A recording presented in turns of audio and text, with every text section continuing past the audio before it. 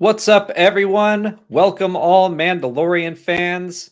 This is the show where we talk about The Mandalorian for the first time in a couple years now. It feels good to have The Mandalorian back.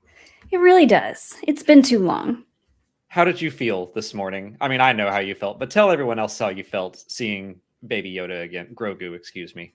I had to take an extra melatonin last night just to make myself fall asleep because I was so excited to see my little green baby. I also had trouble sleeping. I feel like every hour on the hour, I kept waking up and being like, is it time? Nope, not yet. Technically, it was like 4:45 at one point, but I was like, I'm going to sleep at least a little bit.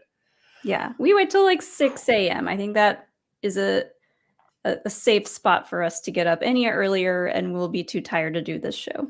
Yeah, I agree. Well, we are going to discuss the latest episode, Chapter 17, titled The Apostate, with our guests in just a second. But real quick, we wanted to remind everyone or announce it if you didn't already know that we are doing a giveaway on this live stream, just for this live stream. It will end in 2 hours and we'll draw the winner. But Molly has what we are giving away. So we'll show that off real quick. Ta-da! It's a bust from Gentle Giant. We were sent this from Entertainment Earth, and they sent us one in the box as well. You're not going to get our opened one. So we will send you a boxed up statue bust of Din and Grogu together. And there's a link there. It says gleam.io down in the description where you can enter. And at 8 o'clock, we will draw a winner. So it's just for people in this live stream today. But with that all said, I think it's time to bring on our guests and start talking about The Mandalorian. So please welcome Eric and Aaron from Blind Wave. Hello. Hey, everybody. This is the show. This is it. Yeah. Well, thank you so much for being here. Before we get into The Mandalorian, since we've never had you on the show before and we haven't really even had a chance to get to know each other very well, I love to throw this question at new friends. Who is your favorite, like, D-list Star Wars character? Someone that you think, you might actually be the top fan of. I'm looking for obscure people. I don't want any Luke Skywalker, Darth Vader, none of that. Give me something weird. Favorite obscure character. Well, I tell you what, when we went to Orlando for our first Star Wars celebration and we witnessed the Wilro Hood, the running of the Wilro Hoods, and they all had the ice cream makers and there was 1,000 of them. It was just being, a farm boy that never seen anything like that before. That was special. But I don't think I'm I don't think Wilro Hood's like the one. A lot of people like him, apparently, because they all cosplay as him. Yeah. I don't know how low it would be, but I know one, and I think it's a lot of our favorites too. Yeah. But the bounty hunter from Clone Wars, Imbo is Imbo's a good one. I think he's a really cool character. I love like all the little gadgets. I love his hat. I love his dog. Like all that stuff is just really cool. So I don't know if he's a D-list because I like him a lot, but I don't think he's as well known as the Lukes and the R2s and all that. I think that's a perfect way to put it. He's a deeper cut, and the only person that I can think of that might rival Cad Bane's hat. Yeah, good hat. Right. I think that's a perfect way to put it, is that he's not D-list to you. Yeah, but, sure. He's a lesser appreciated character. I'll tell you, in terms of appreciating characters, I love Meeber Gascon. Oh, that's a good one. He's such a great presence. And every time I'm watching Clone Wars and I get to that, I'm like, the droid arc. But every time I'm like, why do I do that? I love this arc. It's great. I love that character. He's good. Meeber Gascon here. Knowing that that's George Lucas's favorite as well. Yeah. Is it just makes it even more special. Yeah, that arc gets a lot of crap, but I feel like we watched it sort of recently and it's really good. It is. Yeah, no, all the droids have utility. They all like care about each other, and he has an arc that he goes on. It's such a fun arc, and obviously we get a Republic Commando in there. Yeah, which is comes back later on with different things too, which is great. I will say I'm glad that I saw Meeber Gascon getting recognition on the red carpet the other day. Look at that. So was invited. I saw that tweeted from @Chimera_chat. I guess they did that Photoshop on Twitter, and it gave me a good laugh. That's funny. That's an instant follow. 1 second. Well, let's start talking about The Mandalorian, and I'll just throw it to both of you first. What's your relationship with the series as a whole like? Oh, well, I mean, I think that it was when, we started Blind Wave and we always loved Star Wars, but we were kind of like playing catch up with Star Wars. And I feel like Mandalorian was really the first series that got so much attention, but it was, I don't know, it's very special because it stays away from mysticism and the Force to the point where like, I feel like I'm just kind of one of these people making their way through the galaxy. And that's really special for me in terms of Mandalorian. No, I get that. And like I grew up not really enjoying Westerns. Yeah. And this has a very Western style to it. But I've been recently watching through it with my kids. We finished season 1. We just watched the first episode of season 2. And I was like, man, this is so good. And we get more this week. It does. And I was so excited. So it's been fun sharing it with my family as well. But no, I don't know. It's just it's very interesting to have these series, especially Mandalorian, where it isn't all about Jedi and the Force and stuff. There's a little bit of that been tossed in, but like this and Andor and stuff, I like seeing like other sides of Star Wars that aren't just the Force.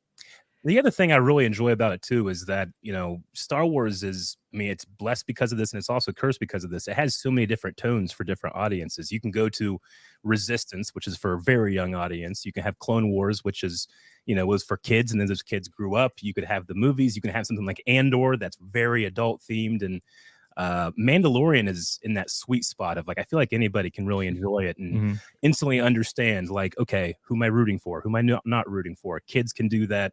And then us, the big kids can appreciate it as well. My kids love Grogu. Yeah. I also, Molly, I love your Grogu colored nails you got. Thank you. Gotta represent the baby. There's so much Grogu stuff in this house.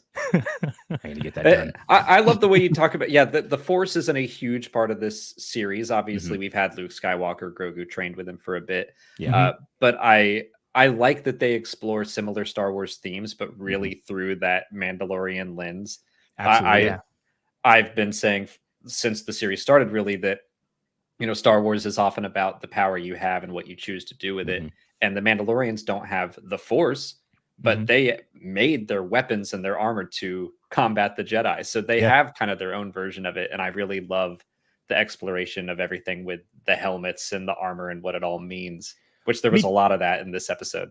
Yeah, definitely. Me too. I definitely appreciate that. And I think the reason it matches so well with the Star Wars that's come before is the theme of a parent and the child, fathers and sons. And this time it's found family, it's Grogu and Mando.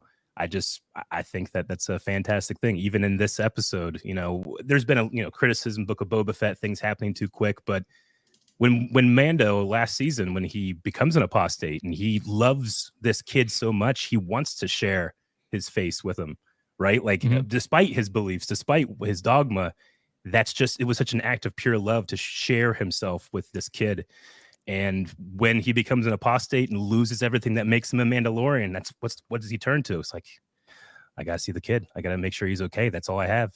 I really appreciate Book of Boba Fett, at least for that. And then coming in to this, it's just okay. Yeah, I just love these two together.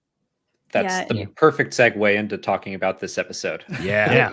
You're just kind of rooting for Din the whole time to take off the helmet in front of the child. You're just like, come on, man, just do it. And when it happens, you're like, yes.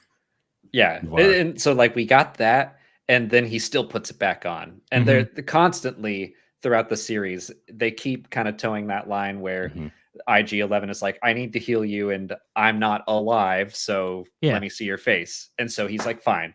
And then when he needs to go rescue Grogu, and Mayfeld says like, well, which is it? Can you not show your face, or can you not take off the helmet? Like, you're breaking a rule, but what is the rule? You're changing them as you go.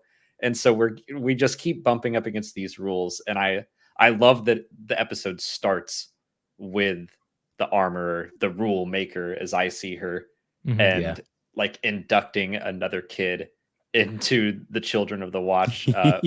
Molly, I'll throw it to you first. I want to know what you thought of that scene. Also, I wanted to point out, I think it's funny that the married couple who are in the same house are in different screens, but Eric and Aaron found a way to be on the same screen. We're inseparable. It's just easier this way. Yeah, no, I loved that it started this way, partially just because like I liked that it showed that the armorer and all the people that follow her and follow this really strict religious version of the Mandalorian way, they're thriving. Like there's a lot of them, and they're, recruiting new young people into this. And like, not to jump too far ahead, but like when we see Bo-Katan later, she's alone. And it sucks like to know that the armorer and her people are just like getting stronger and recruiting new people, more children to like follow this crazy cult version of what we know as Mandalorian. So yeah, last time we saw them, it was just her and Paz Vizsla and then Din, and then he got kicked back out. I love that they weren't picky. They were like, no, get away, you helmet remover. Yeah. And but I also now, like that it was like, that's a lot.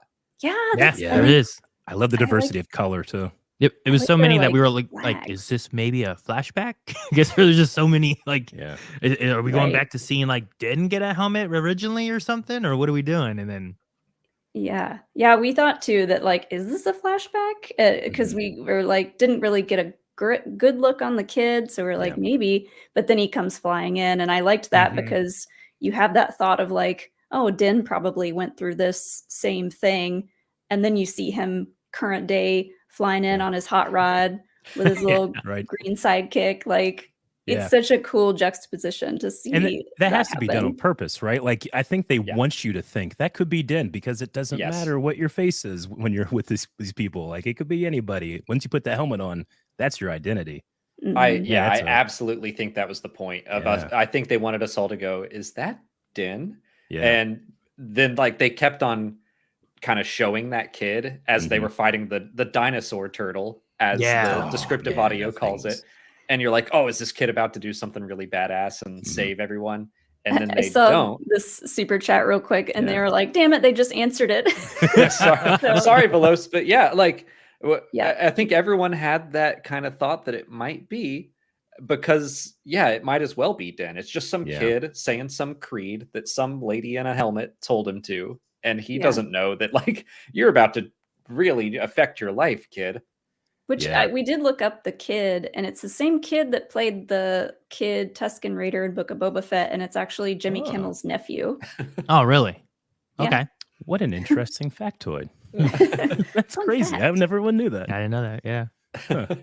I really liked the helmet design for the kid. Not just like they had the kind of thicker T visor look, but I prefer like a thinner T visor. But every time I would go to a kid's shop or a costume shop, primarily you would see these littler helmets for kids, and they would have the wider T visor. I thought, I wonder if that was done on purpose. Yeah. When I was a kid, I had the big chunky telescoping lightsaber that didn't quite look exactly like it needed to, but maybe if you had like a Padawan with a big chunky lightsaber, like, I remember those. It's interesting that the helmet has Death Watch colors, and they keep cutting to Paz Vizsla, and then like Paz saves the kid at one point. So I'm wondering if there's something like maybe this is Paz's foundling, some kid he found and took off to a cult. Yep. Yeah, absolutely. I mean, there's got to be some kind of, generational passing, right? Death Watch was there somewhere. We know there were Vizslas there. Like, this has kept pushing down, and like, what fully are their beliefs, and how extreme are they going to be compared to Death Watch? And I think that's what Bo's kind of worried about a little bit. That's why she calls them a cult, and how they've, since the Purge, lost their way anyway and stuff like that. So I also really enjoy how even after Din saves them from that, they're kind of like, why are you here? Yeah. Like, oh yeah. But you guys are having trouble, but the not Mandalorian came in and saved the day, like. No, thank you from the armorer. She's just like, oh, it's you again. Whatever. Yeah. I love there's a great look of just him landing, and once the image uploads, them all just kind of looking at him like, okay. It's the apostate. You weren't supposed to show up at the church picnic. Right. Now it's awkward. I love I really enjoyed the episode in Book of Boba Fett where he built the N1. And to me, that felt very much like accepting that I'm not a bounty hunter anymore. I'm moving on because I'm not going to keep any carbonite slabs in this thing. So it's just like Molly said, a hot rod for me and my kid. That's my life now. Perfect midlife crisis build for the him. fact that he was able to progress and evolve, and then he swoops in and saves the day, and all these people who are clinging to tradition like just don't recognize that. Yeah, I'm very excited for this season because as a person that struggled and lost faith in my life, like it doesn't happen all at once. It happens a little by little, and you compromise and you go back and forth. And I think that we're gonna have Din deal with that as well, because I really do think with him holding that dark saber, he has the potential to be a leader. But there's a splinter group of different factions of Mandalorians, and they're all looking for a specific type of leader. Can he be that for everybody, or is he not going to do that at all? I don't know. Can he be like the bridge that brings them back together kind of thing, right? Because Bo-Katan definitely has the feeling of like, I grew up Catholic. I don't know if you've ever heard of like the Christmas Catholic, where you only show up for Christmas Mass and Easter Mass, and you go to the Knights of Columbus halls and you go into the politics and all that stuff. But the faith stuff, it's not that big of a deal. It kind of feels like Bo-Katan is doing that a little bit, like going back and forth on what she wants to do. But this silly religious stuff, we just give us the best car and then let me handle all the ruling. Yeah. Oh yeah, like we're jumping way ahead, and that's okay. Oh yeah, I'm sorry. No, it's all right, because I love when we get to the end that Bo-Katan is very condescending towards the Children of the Watch. I think part of that is because she used to be part of Death Watch, and she probably has some feelings there. But I love that she and like the other two Axe Woves and Cosca Reeves in season 2, they kind of scoff and they're like, "Oh, he's one of those helmet wearers." And then we get to Bo-Katan here, and everyone left her because she didn't have the magic sword. And they're like, the helmet rule is dumb, but the magic sword rule, that's important. That's such a great point. And you want to say like, well, isn't that silly? But then you think of all the things that happen in your life. We're like, well, that's silly too. People do crazy things. Oh yeah, sure. All the things that people like to pick and choose out of the Bible to follow, or whatever religion you follow. I get it. It happens. Yeah. And that's, I think that this is very much a story about like, what does it mean to be a Mandalorian? And there's a scene at the end of season 2, or in the final episode of season 2, where, it's Boba Fett and Din Djarin and Bo-Katan, and they're all pointing at each other like the Spider-Man meme going, "You're not a Mandalorian." Where it's like, literally all of you are. Yeah. But you can't agree on it. And yeah, I think hopefully this is a story of Din, maybe Din or somebody, like bringing them all together and being, can we just agree on some simple things? Well, yeah, go ahead.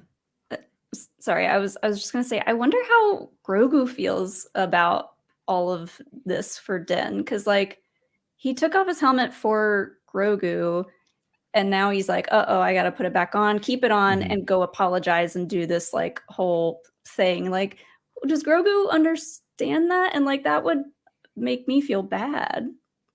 That's a great point. Like it does cut to Grogu kind of looking between the Mandalorian and the armor, and yeah, it does kind of seem like, does Din regret taking his helmet off and showing his face to Grogu? And is Grogu like, what the hell, man? I thought we had a moment. Yeah. Yeah, it's interesting because like he's seen him most of his time with the helmet on, but having that helmet off, is it like, why don't you take it off very often? Is he more like, this is how it should be, is with the helmet on? I don't know. It'd be curious to see if we end up getting, like, Grogu's going to age. He ages slowly, but eventually, will we start getting words from him at some point? I don't know. Right? We just get coos and noises and stuff so far, but it's hard to really get in his head and especially understand Din and Grogu and what the relationship is sometimes. He needs a little whiteboard that he can write on. Yeah. Here's how I'm feeling. Just frowny face. Happy.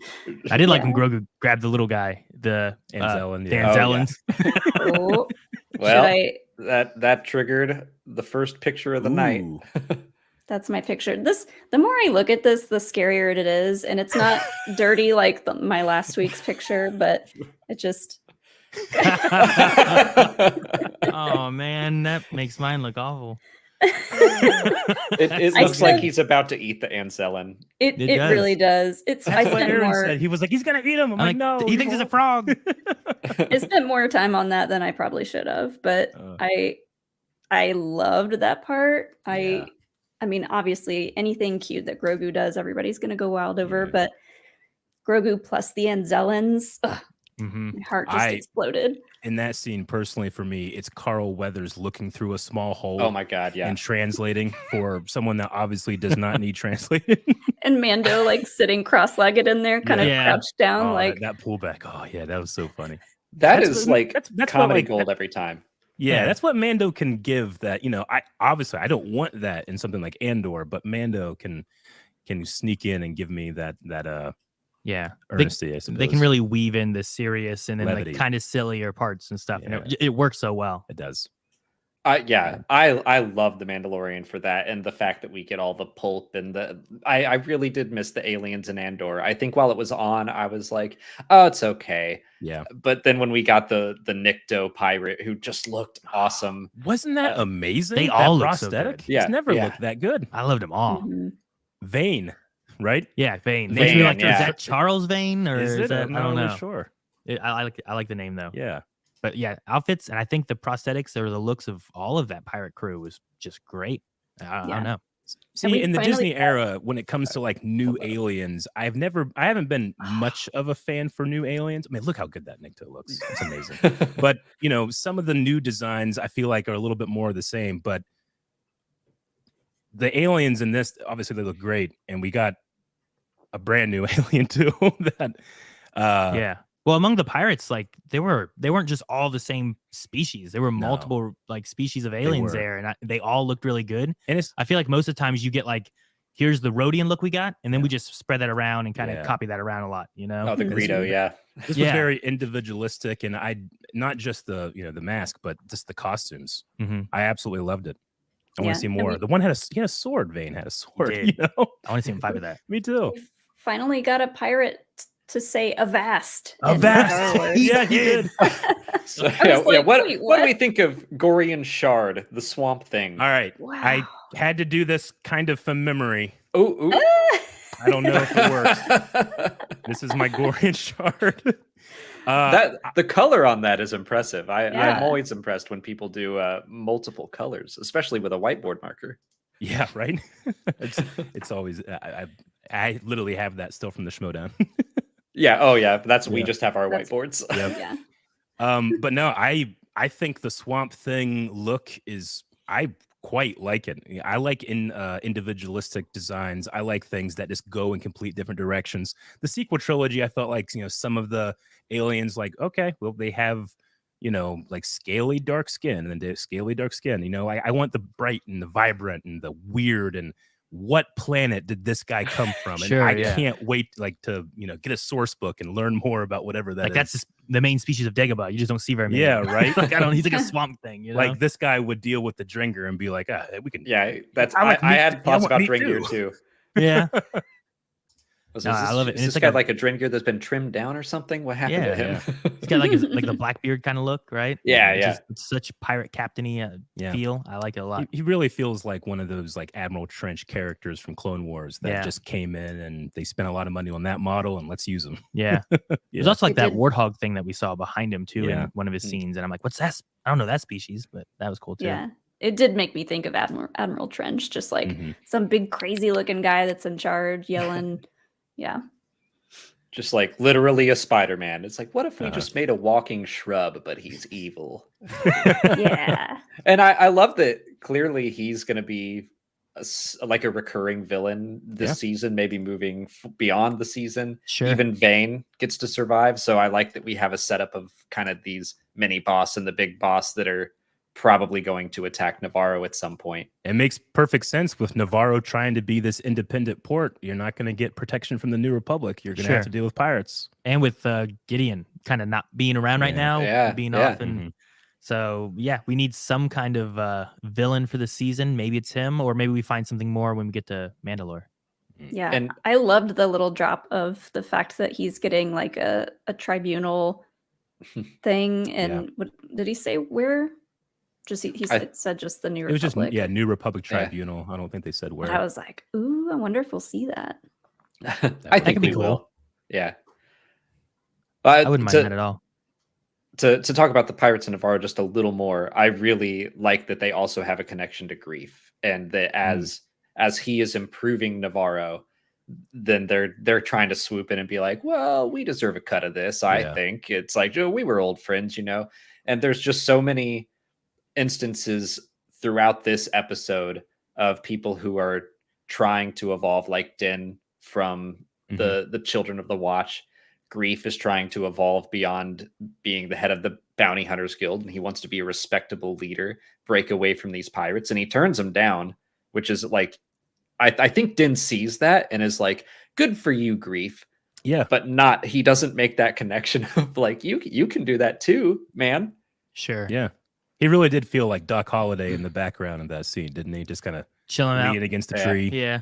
Yeah. No, I really like this era in the timeline too, because I feel like so much of it, before the sequel trilogy, after the OT, so much of it is about defining yourself, not letting other people define you. Obviously, Din is going out and trying to find out who he is, regardless of being a Mando or regardless of being a caretaker, I suppose. But I mean, Bo's going through that. Greef's kind of going through that. The New Republic is definitely going to be going through that. Imagine just the absolute dread of like, okay, so we're bringing back the Republic. We promise this time we won't devolve into fascism. It's going to be better.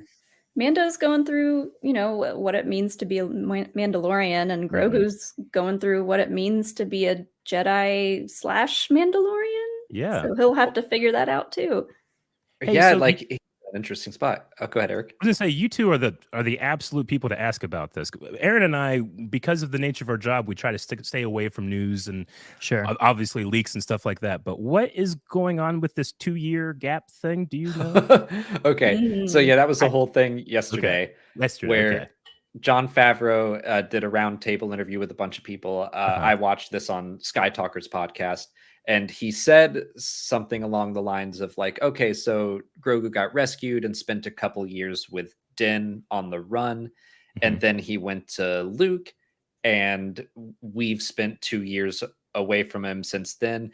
He said it in such a way that it was like, wait, did Grogu spend 2 years with Luke, or is he talking about the audience?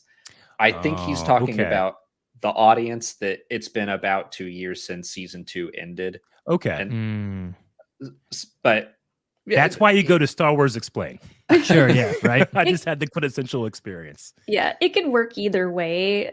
Like Alex, you did a video about this yesterday, but if he didn't if it wasn't him misspeaking and it was 2 years away, I mean, that kind of makes it mean a little bit more for Din's journey and going back to being a bounty hunter. And like everyone complains about, oh, we didn't see Rey training. How is she so powerful? Well, okay, Grogu was there for maybe 2 years with Luke training, and we got to see some of it. So I think it works either way.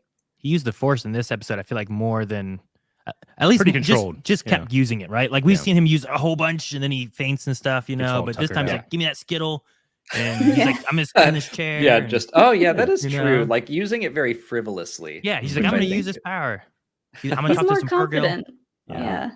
Now I actually, now that you say that, I'm like, I suppose that this is kind of par for the course with Jedi training, because when you watch Empire Strikes Back for the first time and you ask like a kid, like, hey, how long did Luke spend on Dagobah? Like, I don't know, a day. I was gonna bring that up. Yeah, I guess that works because he was like there for like a month, wasn't he? Yeah. And I talked about that also in the video yesterday, because the more you analyze The Empire Strikes Back, like timelines with Han and Leia and Luke on Dagobah, you're like, wait, what? So basically they, after the fact, said that planets like Dagobah that have a strong connection to the Force deal with time a little differently. Oh, that's interesting. Like Mortis, right? Yeah, exactly. Captain Rex comes in, is like, you weren't gone very long, sir. Yeah. You just blipped up our radar out for a moment. Okay. That's interesting. It's exactly like that. So like, it's very just hand wavy and after the fact, because the timelines in Star Wars, like I do a canon timeline every year where I try to make everything fit, and God, it's so hard. Sure. I love it. I love when things don't really work out that much, because it just reminds me, guys, these are space wizards, it's silly movies. Have fun with it. Don't take it super seriously. Like I remember back in the day, and when like the Clone Wars first started, and it was decanonizing like My Republic comics. You know, No. I'm like, no, I was told this was real. So, Oh, I I'm remember fine with it. Attack of the Clones coming out and being like, the Tales of the Bounty Hunters Yeah. talked about Jaster Muriel and all this stuff, and Yeah. it's like, Mhm. oh nope, just gotta let that go. Yeah, Yeah. I mean, when you start to care more about whether or not timelines line up and less about the content itself, you get Yeah. that's I feel like that's time to reevaluate your relationship with said content. Exactly. I mean, how many, to take this in a different genre, like how many amazing historical films that we have that if you want to pick it apart, none of this happened. Sure. The time doesn't work here. It's like, well, yeah, but we're trying to tell a story. Check out the art, not necessarily the facts. Mm. Yeah. It's I get funny. you. I just happened to start a book 2 nights ago called Mythos by Stephen Fry, where he just kind of takes you through Greek mythology and tells it in like a really straightforward, interesting way. Yeah. And he had a line in there that was like, okay, the timeline here gets a little squiffy. Don't worry about it. Yeah. Basically, like we shouldn't care about the timelines of mythology because it's never going to work. And I was like, huh, that sounds like it would work for Star Wars. And then the next day, Yeah. people were talking about, wait, how long was Grogu with Luke? Yeah. It's definitely something that as I grow older and mature with Star Wars, like I don't really care too much. Like if you have Canon, are we still on? Do I? Okay, my headphones went off. I'm sorry. Like when we had Canon Jarrus for Order 66, right? Like there's a comic version and it takes place at a different time of Sure. day.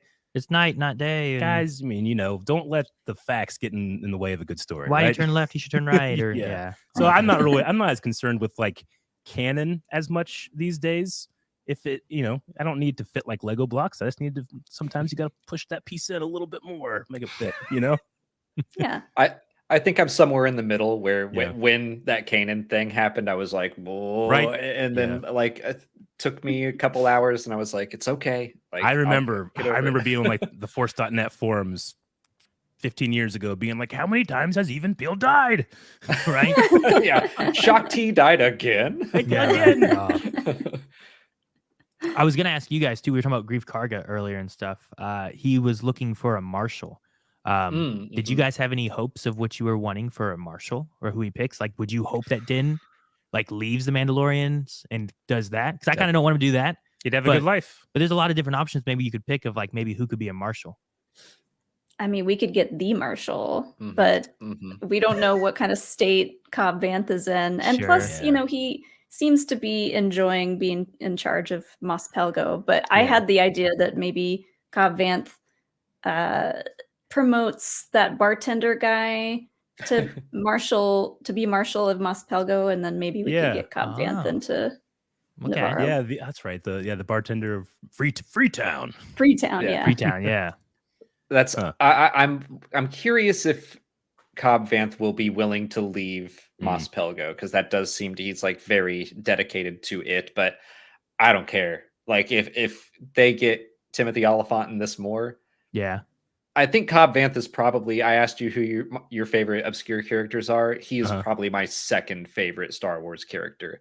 I love him to death. So if they bring him in, do whatever you have to do. Get that man in this show more. Sure. How does he stand so cool? Like Yeah. sometimes I look at the way I stand, I'm like, it's not cool, but that guy just effortlessly stands cool, and you figure that's a skill that anybody can learn, but no, It's cool looking, but it also sometimes looks like he might have a little scoliosis. Like he's kind of always he's always got a hip kicked out, but that's just he's just cool. He doesn't care. Cool. Yeah. See, we had some thoughts when we were talking about marshals and whatnot, and one was like, well, maybe could it be a droid if they did fix this IG?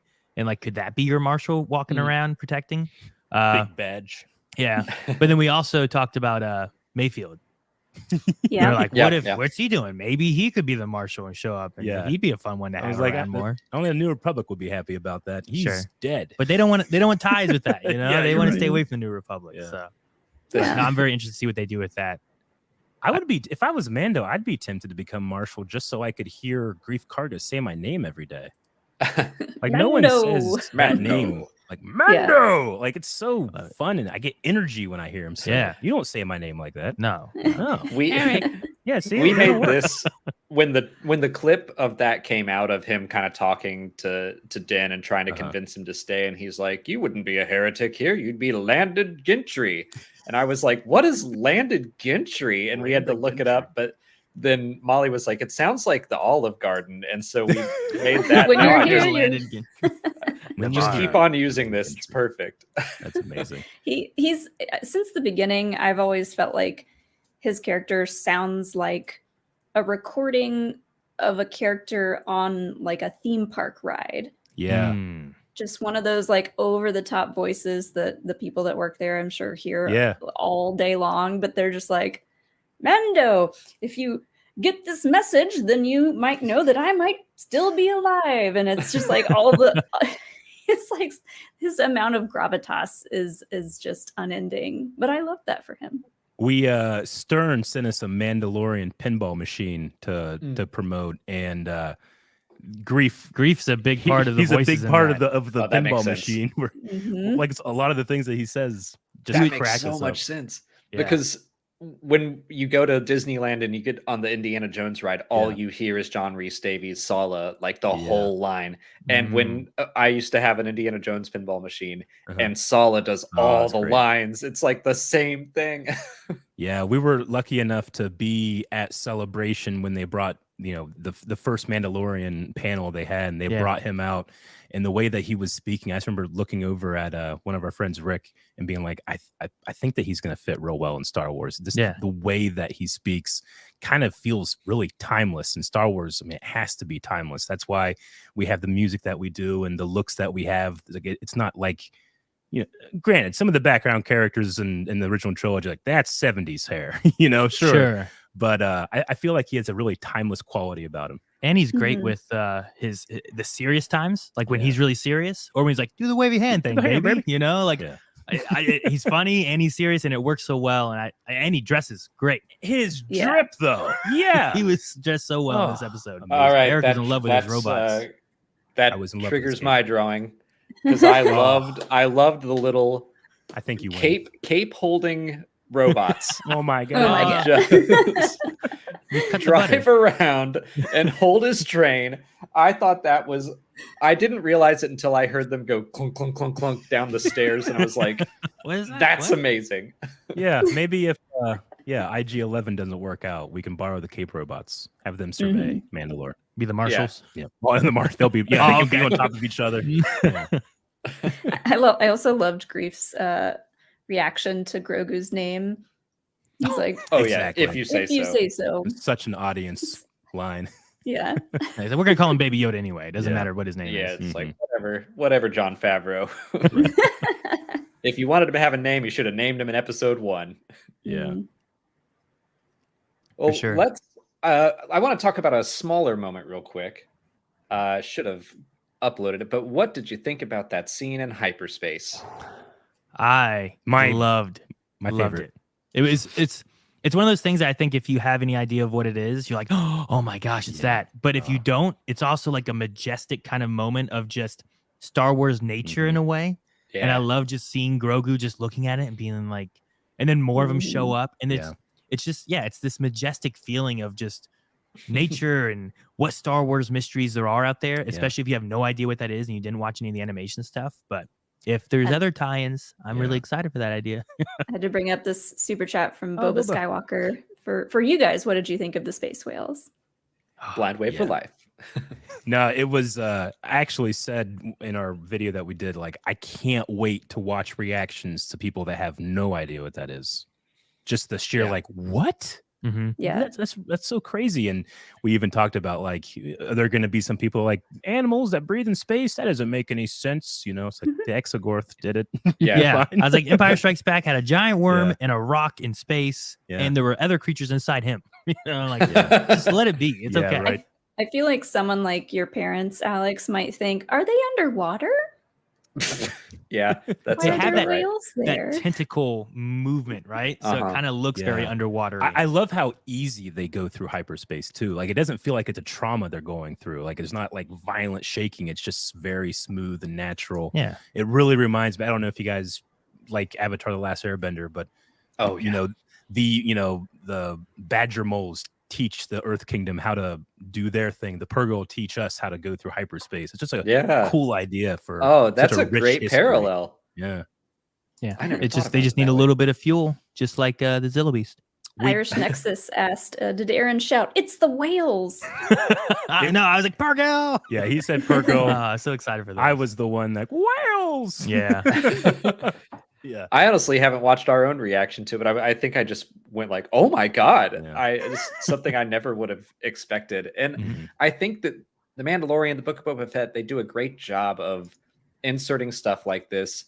I think this is going to lead somewhere more, but if it doesn't, like you said, it's just a cool thing where Yeah. now people are like, "Oh, there's stuff out in hyperspace. Interesting." Yeah, it's like whenever you find an old map and there's a drawing of the sea monster over here. Yeah. You're like, what's that? And it's like, well, we saw something. We don't know what's going on. Yeah, just like, watch out. Just look out. I one thing I love about Mandalorian is just how much it kind of fills like the universe. Like Mhm. we go to other planets, we see other creatures and stuff, and it's not all about Luke and the Skywalkers and all that kind of stuff. We Mhm. get to just venture out and see new things, or see a giant walrus ice monster that's going to eat your ship. Yeah. Walrus hippo, whatever that was. I mean, that's Like- my favorite part of Star Wars is just the different ways of life throughout the galaxy. And, Yeah. We don't get to see that all the time. Sometimes we see the terrible parts of the galaxy, but just like with the Pergil, sometimes we get to see the stuff that's like, man, this place must be a lot bigger than we think. Like hyperspace kind of makes the galaxy small, but something like the Pergil kind of makes it big again. Mm-hmm.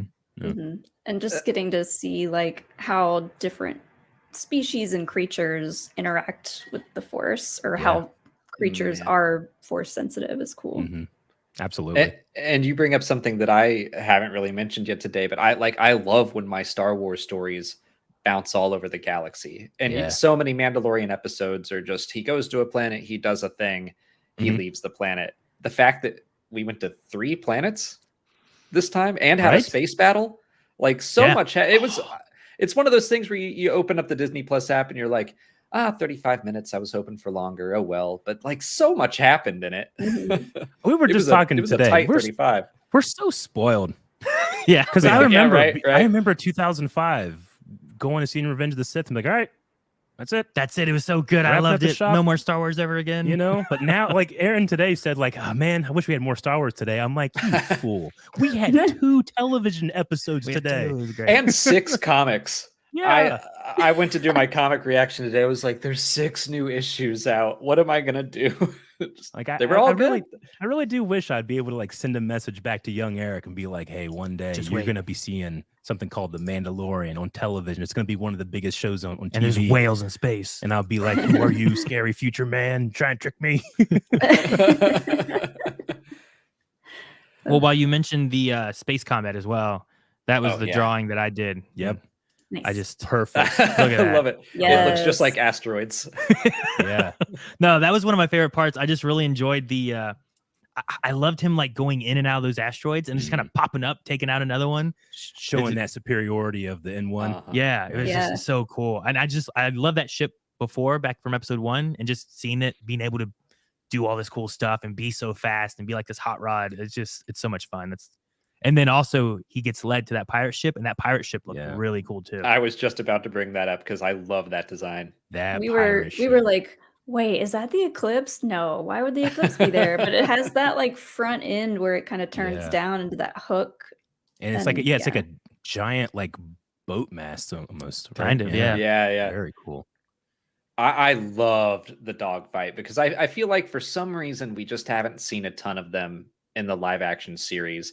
And then when we do, they're not huge engagements. Like there's one in chapter 5 of The Mandalorian where it's just a ship chasing the Razor Crest and then he shoots it down. Mhm. And then in Yeah. season 2, it's like the slave one is chasing the shuttle, a Lambda class shuttle, and then they stop it. Like Yeah. this felt so cool of just an Yeah. actual dogfight. It did, and in an I think asteroid what field. I think what I'd been missing from dogfights recently, and you know some other stuff, Book of Boba Fett with the speeder chase. I actually really like the design of the speeders, but it's really slow. Star Wars Resistance and some of the other animated stuff. I'm like, there's something wrong, but I can't put my finger on it. But watching this episode today, I'm like, it's the speed. Sure. They nailed the sense of speed because they have asteroids to tell you Yeah. how fast you're going. Yeah. It's the Exactly. Howard Hughes thing. Open space, it just feels so much slower. And Yeah. this one instead, besides having that sense of speed, you had like Batman in space just popping out of nowhere and taking out a guy and then going back and hiding. And it gave more dynamics to the fight, I think. It did. It's George Lucas saying, I don't care if it doesn't make sense. Make them go really fast through that trench run or through the forests of Endor. Like it needs to look fast. That's one of my favorite little pieces from the original A New Hope. When they were doing the trench run, the people at ILM were like, if we make it look this fast, then they will have completed the trench run in like 15 seconds. And George is like, I don't care if it's real or not. Just make it look insanely fast. And they're like, fine. Yeah. he had to convince them that physics don't matter. Right? That's so similar to like the the moment Clone Wars in, talking. It is, yeah. I'm gonna say it's similar to the moment in Return of the King when the Witch King stands up and he pulls out that giant mace. Yeah, where was that? They talk about that mace when they were making it. They're like, all right, how's this, Peter Jackson? And he's like, no, bigger. And like, okay, we made a bigger one. How about this? Like, no, bigger. Like, okay, it's getting ridiculous. Let's make one so big he's going to reject it. Perfect. And guess what? You watch that movie and that comes out, the whole audience is like, it works. And that's I love that they were thing. concerned that like, oh, no one's going to believe that any supernatural ghost man could lift this mace. Right? That's not the least realistic thing in the scene. Isn't it the same story too with like Ian, where it's like, I'm just gonna go really crazy. And he's like, that's the one I want. It's like, but I was being ridiculous in this one. It's like, no, that's what I want the Emperor to be like. You know? Yeah, like, you're right. That's too much. I can't believe he picked that one. Yeah, it's the same kind of story there. I love it. George's like, just keep going, more. That is, you know, I'm quite a fan of the Disney era. I like a lot of stuff that we've gotten, but I do mourn and miss the George Lucas silliness sometimes that pushes things so far that you think, oh, we've gone too far. But then you kind of find your place like, oh, this is kind of nice. You know? Sure. Yeah. I do miss that a little bit. I feel like we do get some of that every now and then in the Disney era, but because it's not from the years before, I feel like people take it differently. Like it's stuff that we grew up on. So like as kids, we thought it was awesome and we loved it. And then for some people now as adults, they'll see stuff that's kind of silly and they're like, ugh, what is this? Right. What has Disney done this time? No, I get you. I'm always feeling that way where I'm trying to divorce myself from like, what's a good film, you know, versus how much did I have fun? How much did I enjoy it? How much did I enjoy it? What was the artistry in making me anticipate, oh my God, you know, this giant snapping turtle thing is going to kill young Din. But then adult Din comes in and kills it. I'm like, oh, like, that's not even Din. Yeah, that's just a moment that you'll never get back because you've watched it already. And like, you got to cherish those moments. When in the finale of last season, when you don't, like, you kind of know it's Luke Skywalker, but you don't know yet. Like, and then it builds. You don't want to believe it. And it builds. Like, that experience is artistry and it's being done on purpose. And we can't discount that type of stuff. Each extra think clue you got. I love Andor to death. Me too. It's not a show that I think I'm gonna be like, let's toss that on for some fun viewing this afternoon. Like, it's a heavy watch. Whereas The Mandalorian, it's like, let's have some fun for a while. Yeah. I mean, have diversity in storytelling, diversity in the storytellers. I mean, that's that's my greatest wish for Star Wars, honestly, is just being able to, like, if there's something that you like, you're gonna find a Star Wars version of that. Yeah, it's the old buffet analogy of like, you know, you're not going to eat everything here, but you're going to pick out a couple. You're going to try it all, and then, you know, like, I really like that. I'm going to go and people like us, we're going to eat it. That buffet. I'm going to try it all, and then I'll go back for seconds for more. If you don't like shrimp, and you're at a buffet and you see someone getting a plate full of shrimp, you're not going to go over to them and be like, I can't believe you're eating that shrimp. Exactly. Smack that out of their knock their hands. plate out of their hand. Like, Yeah, "Ah!" You're what's wrong with buffets, you shrimp shill. That's a great analogy. I love that. Now I'm tempted to do that just to make a scene. That's a great idea. I think the only thing in the episode we touched on her a little bit, but let's go back to Bo-Katan and just talk about where we think things are headed in the future. Because Din, I love that he shows up to Kalevala. I for the life of me, I cannot remember and pronounce the name. Molly was, the thing in Big Hero 6 when he goes battle la la la la. Yeah. That's how my brain goes. It's like Keva lava la la la. But I love that he shows up there and he's like, I'm here to join your quest, and she's just depressed on the couch. She might as well be in her sweatpants holding like a mixing bowl full of cereal or ice cream, just like, yeah, I bet you are. I immediately thought of Darth Maul, like on the Mandalorian throne, like kicking it back. But obviously, hers is one of, it wasn't one of triumph, but one of kind of like, I have no idea what to do next. And she didn't move from that either. It wasn't like she ever got up to talk. She just kind of like, it's done. I don't have my magic sword. Everyone left. That's not actually her helmet. It's like a giant like drink holder with a straw in the back. And she's like, let me put this over here. Just curls up in bendy straw.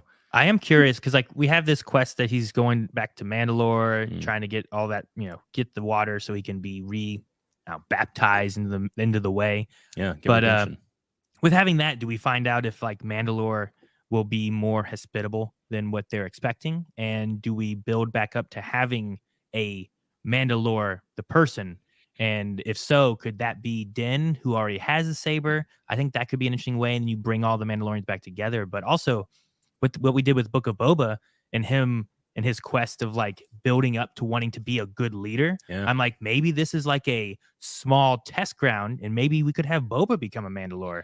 And maybe that's not what Din wants. Maybe he wants to be with Grogu, but we get Boba to be Mandalore. Yeah. So like those are two of my thoughts I had. The other one that's a little maybe further off is like, what if Grogu becomes Mandalore, and now we have a Mandalore for 1,000 years? You will be the one to finally unite Mandalorians and Jedi and be both. Tar Vizsla come again. Yeah, because we had him back there, but like that was such a controversy, right? Like it's like, no, we shouldn't have that. So it'd be cool to have maybe that back. But I don't know. One of those three things are kind of what's been floating in my head as far as maybe the direction we go, and maybe we get Bo and her people and, the Vizsla and the Watch, all that stuff back. And maybe they follow a new Mandalore with a saber. I always thought like when it comes to leadership, like the best leaders are the ones that don't want the job. And the people that really want the job have to get through their ego first to become really good leaders. And I feel like Bo is going through that. She's the sister of a duchess, kind of like next in line to inherit a Mandalorian throne.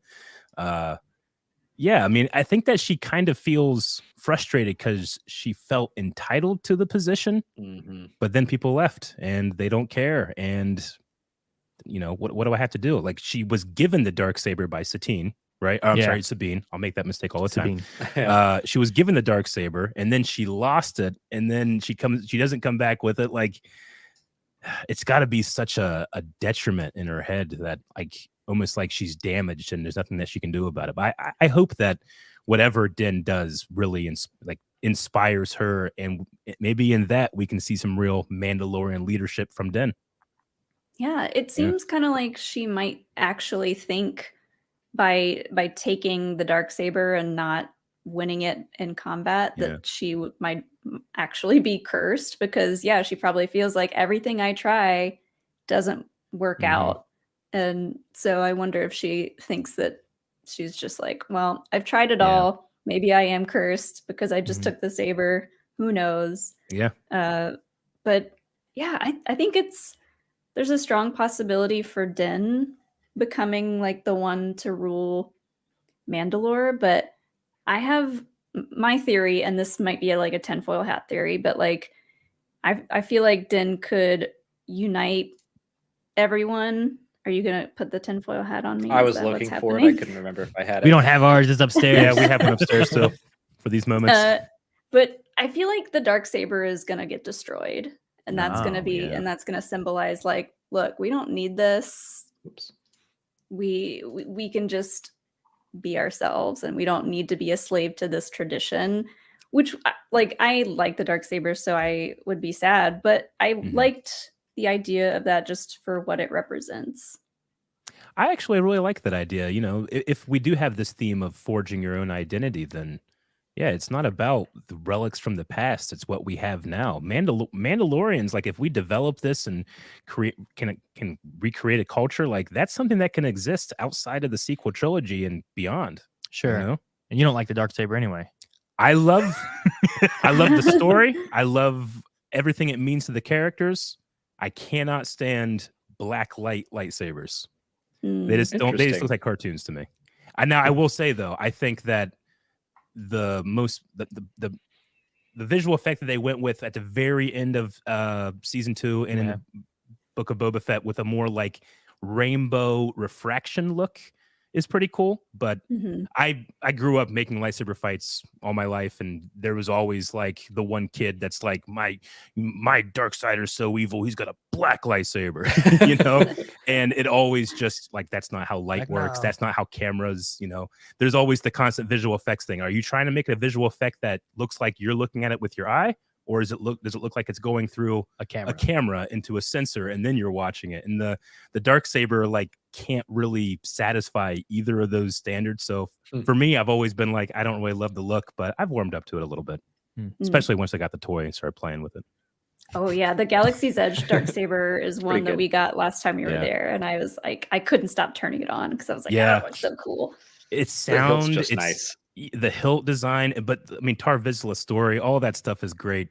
It's just the actual effect of like, the only thing I can really think of that looks like that in nature that you would, to be fair, you wouldn't even see is like a black hole, but you can't see black holes. They're invisible. Yeah, that's fair. I think I'm open to just about anything with the Darksaber. Like in my head, even from episode 2, I was like, this feels like they could be setting us up for a foundling bounty hunter lying in the mud who rises up to become Mandalore, the leader of them all. But if he just wants to hang with Grogu and he finds a way to give it to Bo-Katan and she leads, or if they destroy it, like I can see so many avenues for this story to go. And they all sound good. Yeah. I do kind of love the idea that, I don't know how it would work, but Grogu being able to inspire or teach Din how to use a weapon like that. I mean, he's got some rudimentary force training at this point, right? If he had 2 years too, that kind of gives like a little bit more of like, well, what all did he learn while he was doing stuff? Because some of my favorite Star Wars of all time is Sabine and Canon training. So good. It's like some like amazing. And I don't know. I've always loved the idea that you don't have to have a high midichlorian count to use the Force. You can use it to quiet your mind. You can use it to make your burdens lighter. Sure. And it's about finding, maybe Grogu can do that for it's about finding balance within yourself, Yeah. not that you're a balance with the Force as a whole, but just like the things that she was struggling with getting past. So yeah, I'd love to see that with Din. That'd be great. Yeah. We could talk all day about possible cameos, and I heard some people talking about if they go back to see Luke for some reason, Luke could be the one to teach him how to use it a little bit better. But I feel like Sabine should be the one to teach him how to use the Darksaber. Like she's cast, she's in Ahsoka, like throw her in the show. Why not? Molly, if that doesn't happen, you've made the show worse. That's such a fun idea. Like Well, Sabine is like, I personally love like generational Jedi teaching, you know, Mace Windu to Depa to Kanan to Ezra to Sabine, and now you could go to Din Djarin. That would be awesome. And Sabine feels like yet another kind of Mandalorian who was exiled from her people for a while, kind of self-exile, but came back. And I feel like she would show up and be like, why do you all care about these rules so much? Like, help me find my friend Ezra. Just You know, there's a big blue guy terrorizing the rest of the galaxy. Piece by piece. Well, it's been about an hour, so we can let you all go. But is there anything else you wanted to bring up before we do that? Yeah, I think so. We just today with Mandalorian launched our our new Star Wars specific channel called Star Wars Wave Squadron. It will have the Mandalorian reaction on it. We're going to be we've already been doing our Donkey Kong podcast with book reviews and all that kind of stuff too, and talking about our thoughts and connections that we've read, because we are way behind you guys. You guys know like all this stuff that I'm like, man, this is really cool. I can't wait to get into that. So it's been fun kind of going through and reading these books and everything. But instead of that all being on the Blind Wave channel with a bunch of other stuff, we're having a specific Star Wars channel that's going to cover everything Star Wars that we do. Yeah.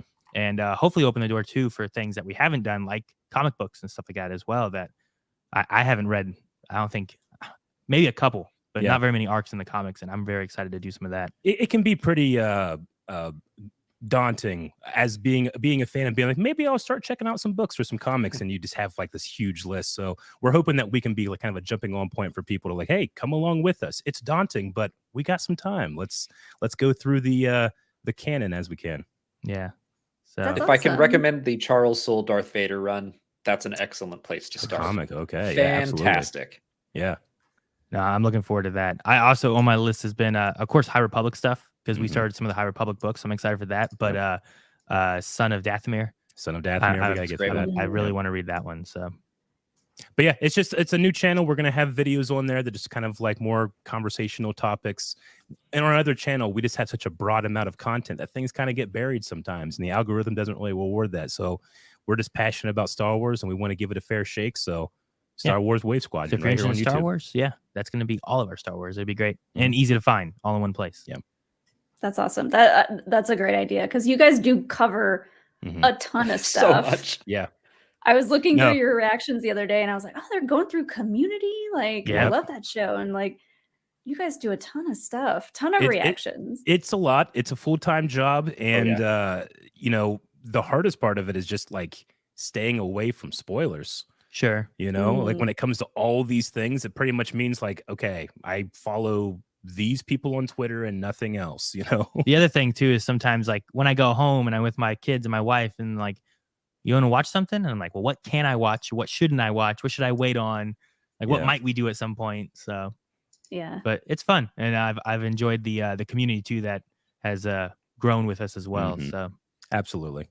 You guys have awesome fans. Oh yeah, they're great. They're fantastic, and I think they really appreciate the just the feeling that we have. Like, we're not here. Like when we have negative opinions, like I feel like, you know, we get accused like, oh, Blind Wave. They never say anything bad. It's like, I don't think you listen.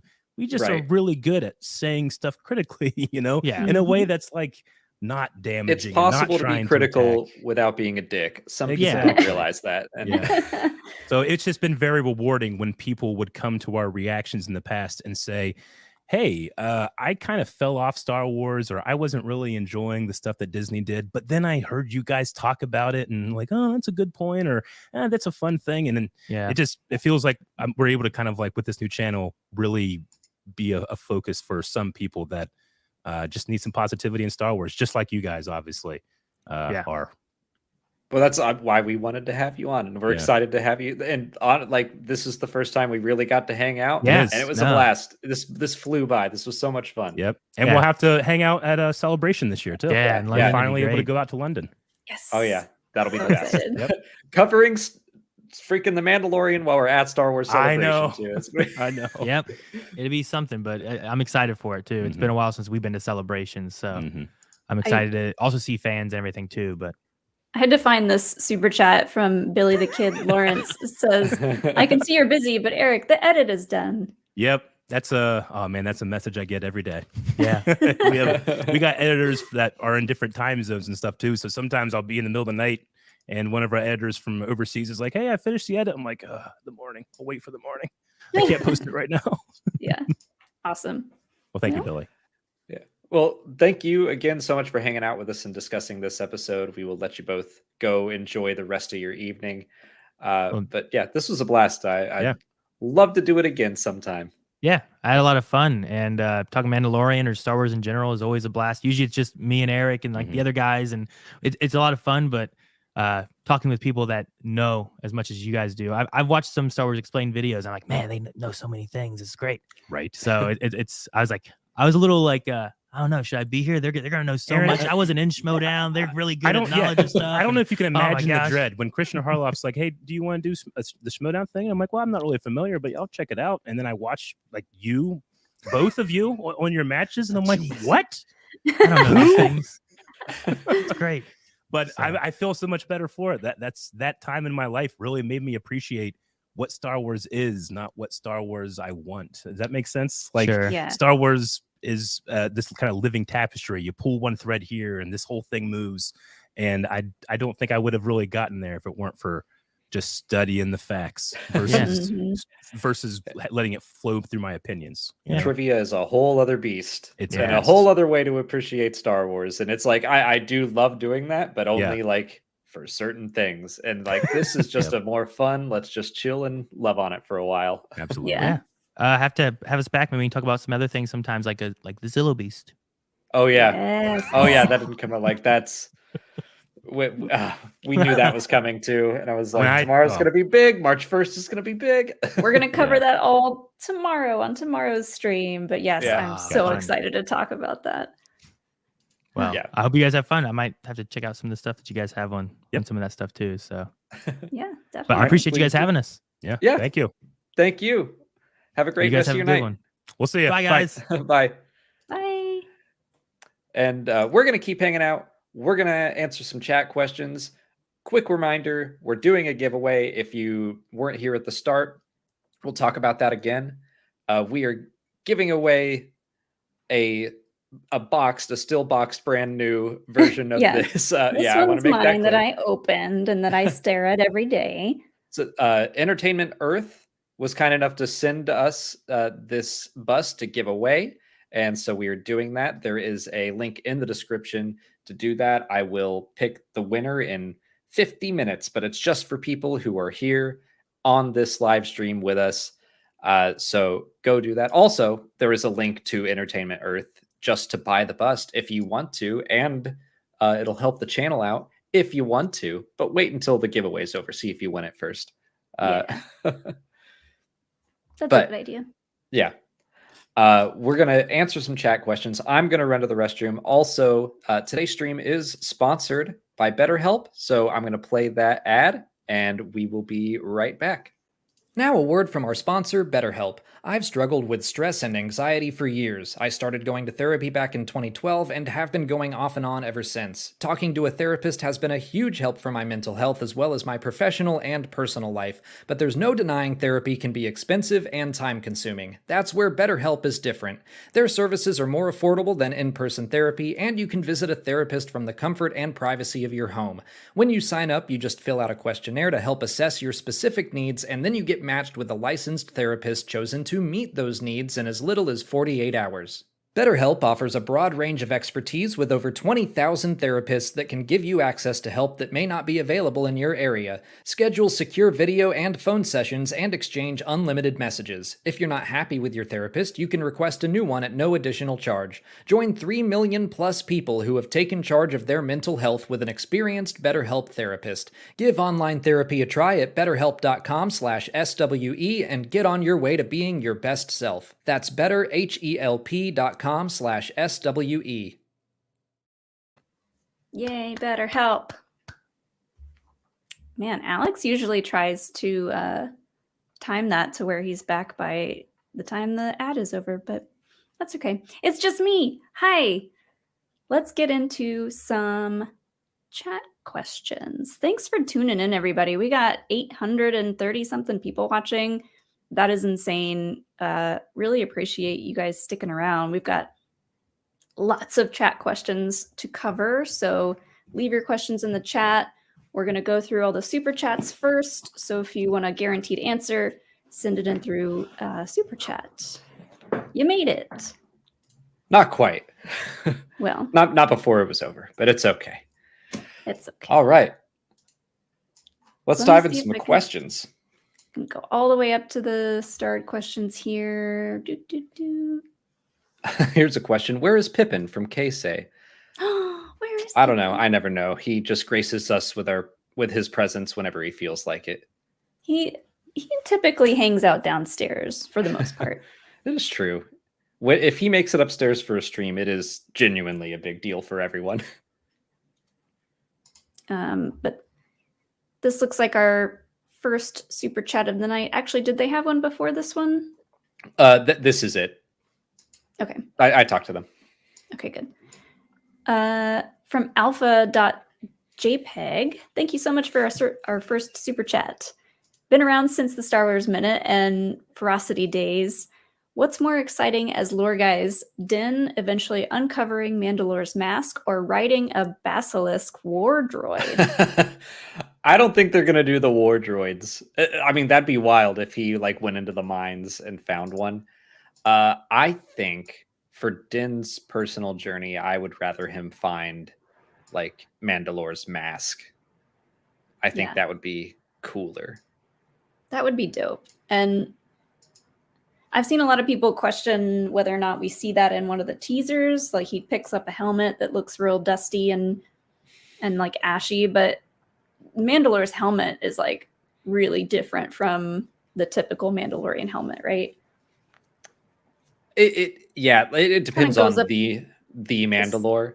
Yeah. Like Revan's mask once belonged to a Mandalorian, but I think it was Mandalore the Ultimates that's like gold and kind of has these weird spiky scales on it. I think that'd be cool.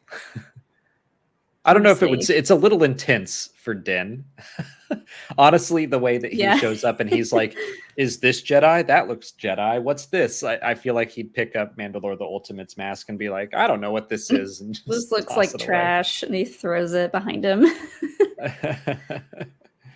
Yeah. Just has no idea what he's even holding. Our next one is from Gary24 fan. Thank you so much, Gary. Here's to a pirate in Star Wars. You said this earlier. Here's to a pirate in Star Wars finally saying "Avast." It kind of like threw me for a loop for a second because I was like, what show am I watching? What franchise is this? Like, there's first when I didn't like recognize the species of the swamp guy pirate, and then he said "Avast." I was like, whoa, what's happening? But I love it. That feels like a Jon Favreau decision. It was like, yeah, they're pirates. Have one of them say a pirate thing. Yeah, like Favreau sometimes just goes really crazy with the dialogue. And in this sense, I'm not saying it's crazy, but stuff like Greef Karga saying landed gentry. I'm like, who talks like you, Greef? I think sometimes he could tone it down a little bit, but Avast just seemed fun. Mm-hmm. Oh, I didn't bring up the sweet dad joke that Din had in that scene where the droid in Greef Karga's office like tips over the statue to knock out IG-11, and Din goes, what does he say? Like, that's using your head, or that's how you use your head, something like that. That's using your head. And I was like, oh, Din with the dad jokes. That was a George Lucas writing Attack of the Clones moment for sure. Where I hope Favreau texted George Lucas after that, and he's like, guess what I just wrote into my latest script. Yeah. I just went like, okay, all right, Din, good job. But I guess, he's settling into the role of dad, so it does make sense. Guiguyo has the next super chat here. Do you think Bo-Katan was hiding the fact that she was not in possession of the Darksaber anymore from the crew she was trying to assemble, and this is why they all left to go back to mercenary work? I don't know that she could have hidden it. I mean, really, Casca Reeves was the only other person with her, but I guess there's no way to hide that when someone else definitely knows. I don't think she could ask Casca Reeves to lie for her. Maybe I wonder if they pushed Bo-Katan to like, well, why don't you just go kill that guy and take the Darksaber? Mm-hmm. So, like, in a sense, I'm a little relieved that Bo-Katan is like, you have the Darksaber, congratulations. I'm just gonna sit here and be sad, because everyone was like, is she gonna try to kill Din? Yeah, because the way she was talking to Din about it, she was like, if you wave that thing around, they'll follow you, whatever. Which, again, like I already talked about which rules they choose to follow, but that is so. It took me right back to the Eris episode when he won't take his helmet off, and they're like, "Oh, you're one of them. You follow the helmet rule." But if you show up and you're waving the Darksaber at us, we'll definitely just kneel down. Like, they showed him no respect, but if he has the sword, they're on board. Ooh, that sounded good. It rhymed. Although I kind of like the idea of Bo-Katan being like, yeah, I have it. It's somewhere safe. And if you are asking me telling me that you have to see it, then you don't believe me and you don't trust me. Mm-hmm. And then she eventually is like, no, I don't have it. She makes one out of cardboard. Like, it's the Darksaber, everyone. Don't look too close at it. Here it is. I'm not Kill going the to man turn it for it. on. I'm not going to waste energy.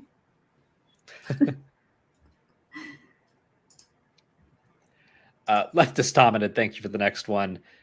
Introduced to Canon, yet another unfriendly Nikto was. So rare in Canon, friendly Niktos are. Your thoughts on this, I seek? I don't know. It's just like Trandoshans. They're out there. There are friendly ones, but Niktos they were introduced to Star Wars as kind of pirates and skiff guards and part of Jabba's crew. So that just is kind of the archetype that they mostly fall into in Star Wars mythology. Yeah, I mean, I'm sure there are some good ones out there somewhere, and they're like, we get a bad rep because There a are lot of us are pirates and whatnot. But I'm sure most of them are great. Like Niku, Ada Forte from the High Republic is a Nikto Jedi. So that's true. they exist.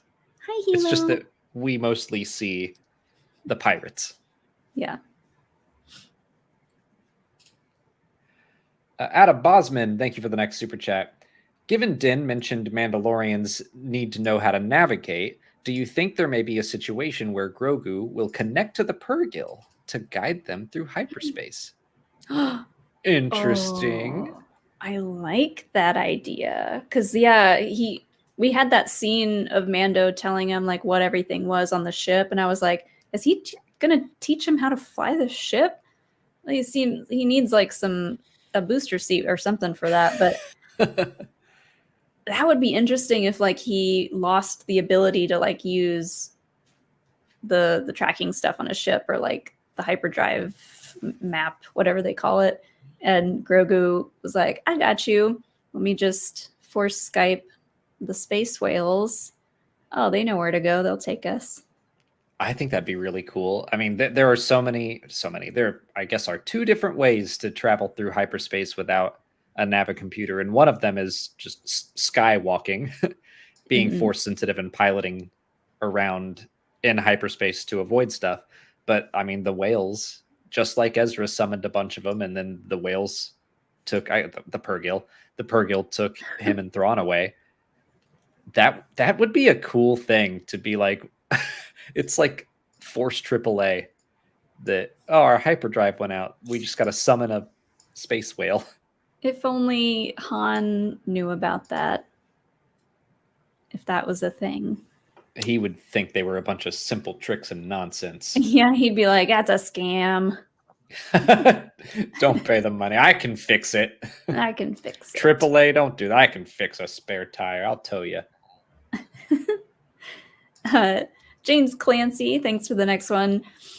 Liked the Bad Batch more today than Mando season premiere. However, I always say one should have an open mind, and I trust that the show will go in interesting places.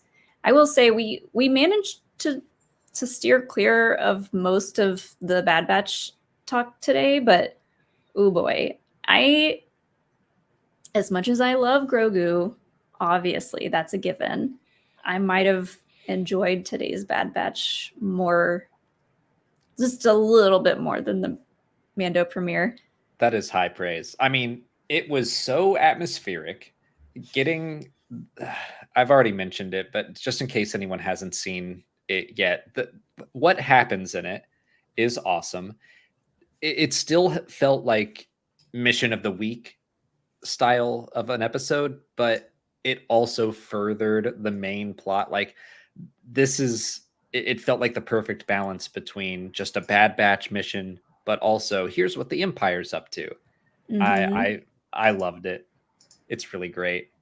We will definitely be talking about it more tomorrow. My review video is done, but it's going to come out tomorrow. We're basically going to have Mando Wednesday, Bad Batch Thursday, and then it'll be a mix in between, like Friday through Tuesday, just depending on what happens in every episode. But yeah, I can see that. I can see people being like, "Oh, Bad Batch kind of edged Mando out today." I think it was probably my least favorite of the premieres, the season premieres. I still think it was a great episode. It's like I said it was pretty good in a review, and someone was like, "How dare you?" I was like, "I liked it. I don't." How dare you, sir? It's either amazing or total crap. Yeah, but like it didn't have Cobb Vanth, and I mean, how can you compete with the introduction of Grogu?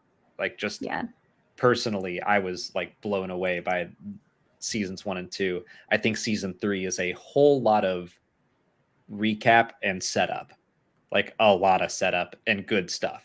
Yeah, I mean, when you really boil it down, Bad Batch was episode 11, so we're like in it. We're in the home stretch over there. We're getting to the good juicy stuff. This was the first episode of Mando. There's a lot to set up, and like we got Mando and Grogu reuniting in a different show, so now we're like caught up there. But this first episode of Mando had lots of stuff to set up, and like you said, we go to 3 different planets, so it's like, okay, let's talk to this person over here. It's like a video game. Okay, I got to do this quest, and then this side quest, and then this quest, and then to be continued. And I'm like, Andy says this was his favorite episode. Love that, Andy. And Alexander, great name, great opinion. Thought it was your the strongest season opener. Like, I think people underestimate genuinely how much I love Cobb Vanth. I talk about him all the time, but that moment meant so much to me. So, like, I just don't. That is my favorite episode of Mando. I don't know when it's going to be beaten, but I still thought today was great. Same. Is it your turn or my turn? It's my turn. Cindy K, Grogu's auntie. Thank you for the next super chat. Maybe youth taking pledge clan Vizsla. Camera kept going back to Paz. Yeah, I think I agree, because the helmet seemed very Death Watchy. Biodomes on a recovering part of Mandalore. Land recovers on planet after volcano, etc. I love deciphering emojis in the midst of. Yeah. I know there's only so many characters, so well done. So yeah, the kid might be Clan Vizsla because his helmet was blue, and they kept cutting back to Paz. That makes sense. I do think that he might be under Paz Vizsla's care or something.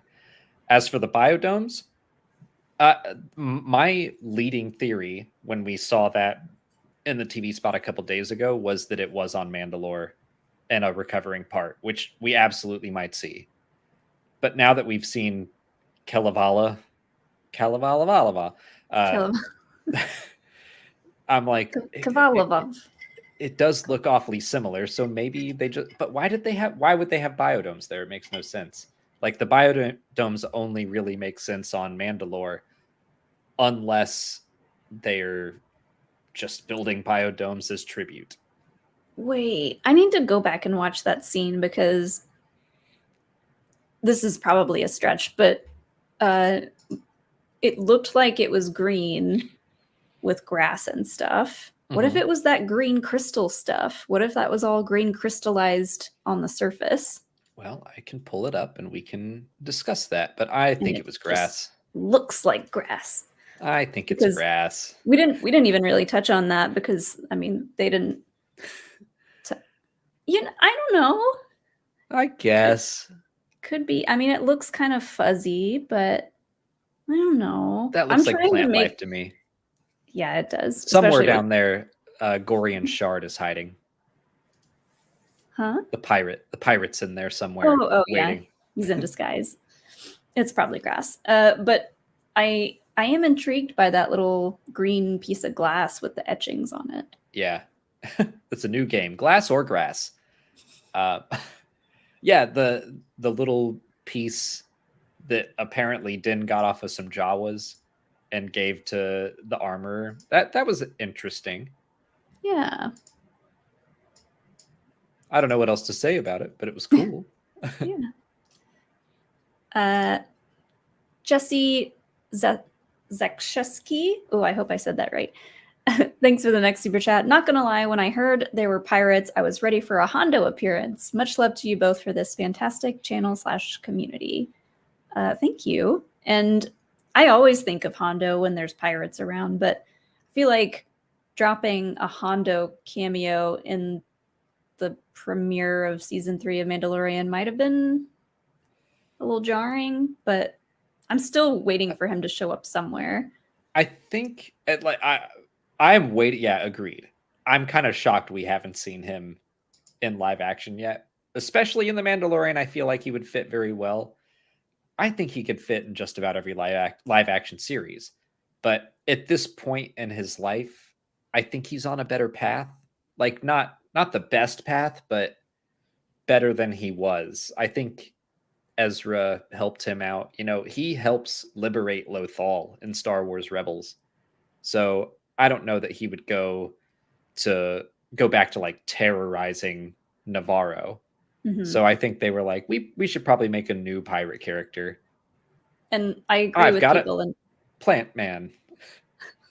I agree with people in chat saying it would make more sense for him to show up in the Ahsoka show because they have a little bit more background history. Maybe Gorian Shard is going to be a longtime enemy, and to fight a pirate, you got to get a pirate. You got to think like a pirate. So they'll get Hondo. Just wear an eye patch. Yeah. And they'll be like, aha, you're one of us. Avast. Avast.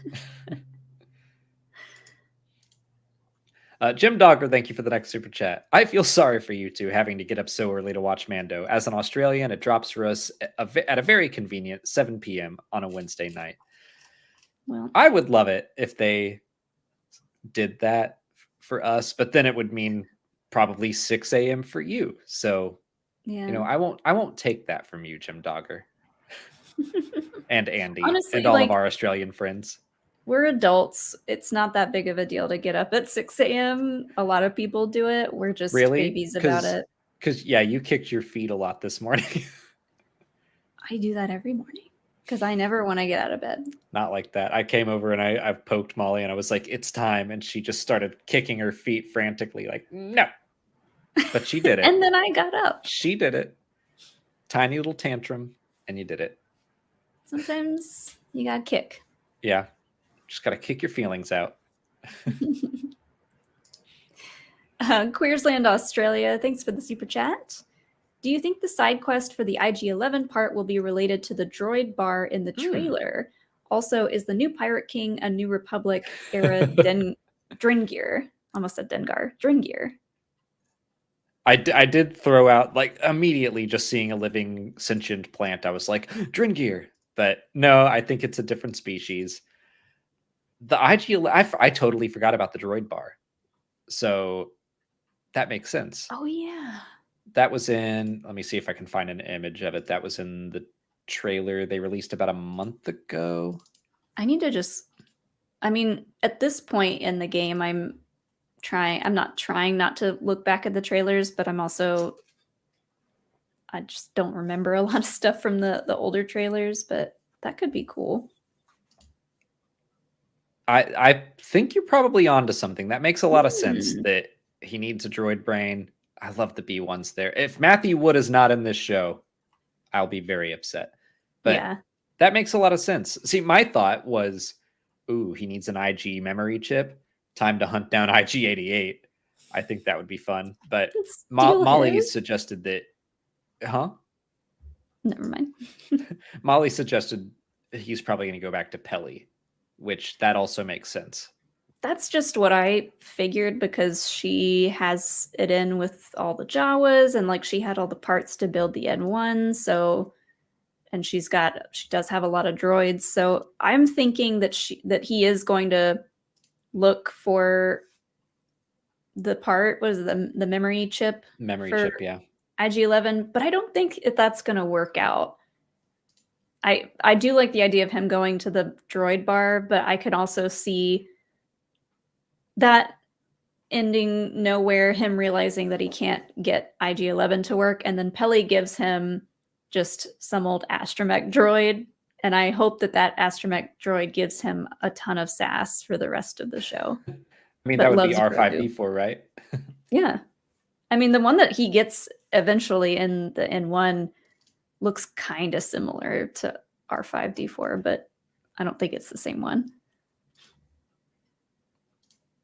What you doing? I'm helping Brian from Pink Milk set up a live redirect so that we can do that at the end of the stream. Oh, okay, gotcha. I thought you were looking for a picture. But yeah, the droid bar is something I totally forgot about, so I could see that happening. Yeah. Although it'd be weird if he kicked the door and it was like, "I'm here for one of your brains." Myriad Media Musings. Thank you for the super chat. Great D-lister. Love that. Your favorite D-list character is Rookie 1 from Rebel Assault. I love those games. I played Rebel Assault 2 first, personally, but it's the same character, so it's fine. We should. But that's a great choice. We should do a Star Wars Celebration panel where we just talk about the D-list celebrities of Star Wars. Yeah, I think that would be awesome. Dragonus Prime, thanks for the next super chat. It's you, dude. Ever since Din got the Darksaber, I find myself quietly hoping that he just whips it out. I know he shouldn't. I just love that blade. I mean, we all want to see Pedro Pascal whip it out. Ollie, it's too early for that. The Darksaber! Okay. My bad. Literally both of our TikToks right now, if we scroll through, it's like nothing but Pedro Pascal. Everyone is talking about Pedro Pascal on TikTok. I'm not complaining about it, but it's constant. We're living in Daddy Universe right now. It's sorry. Anyways, yeah, I love the Darksaber. Like I said, we got that one in Galaxy's Edge. And because it's the Darksaber, it has like a slightly thinner hilt. So it just feels better in your hand. Like the other hilts from Galaxy's Edge are real big and clunky. But yeah. Something about that one. Yeah, it's perfect. Just feels right. Do you think he should be using the Darksaber more, though?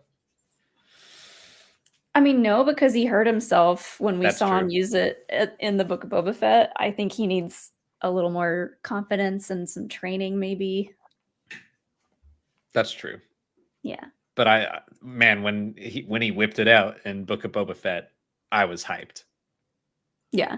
I mean, That's it looks so cool, and seeing him fight with it is awesome, but he's not great with it. And I don't want him cutting off any limbs. That's true. Garth McMurray has the next super chat that says, it started with the Creed, and then we had Apollo Creed, which is a fun connection to Greef Karga, who played Apollo Creed. Hey. It comes back around. Uh-huh. I always forget that he's in that. I always think, when I think of Carl Weathers, I think of Arrested Development. Really? That's your first? Oh, it's Predator for me. So dumb. Yeah, Predator too, because the handshake. And they even they didn't do, the handshake in this episode, but they did a pretty strong handshake, I would say.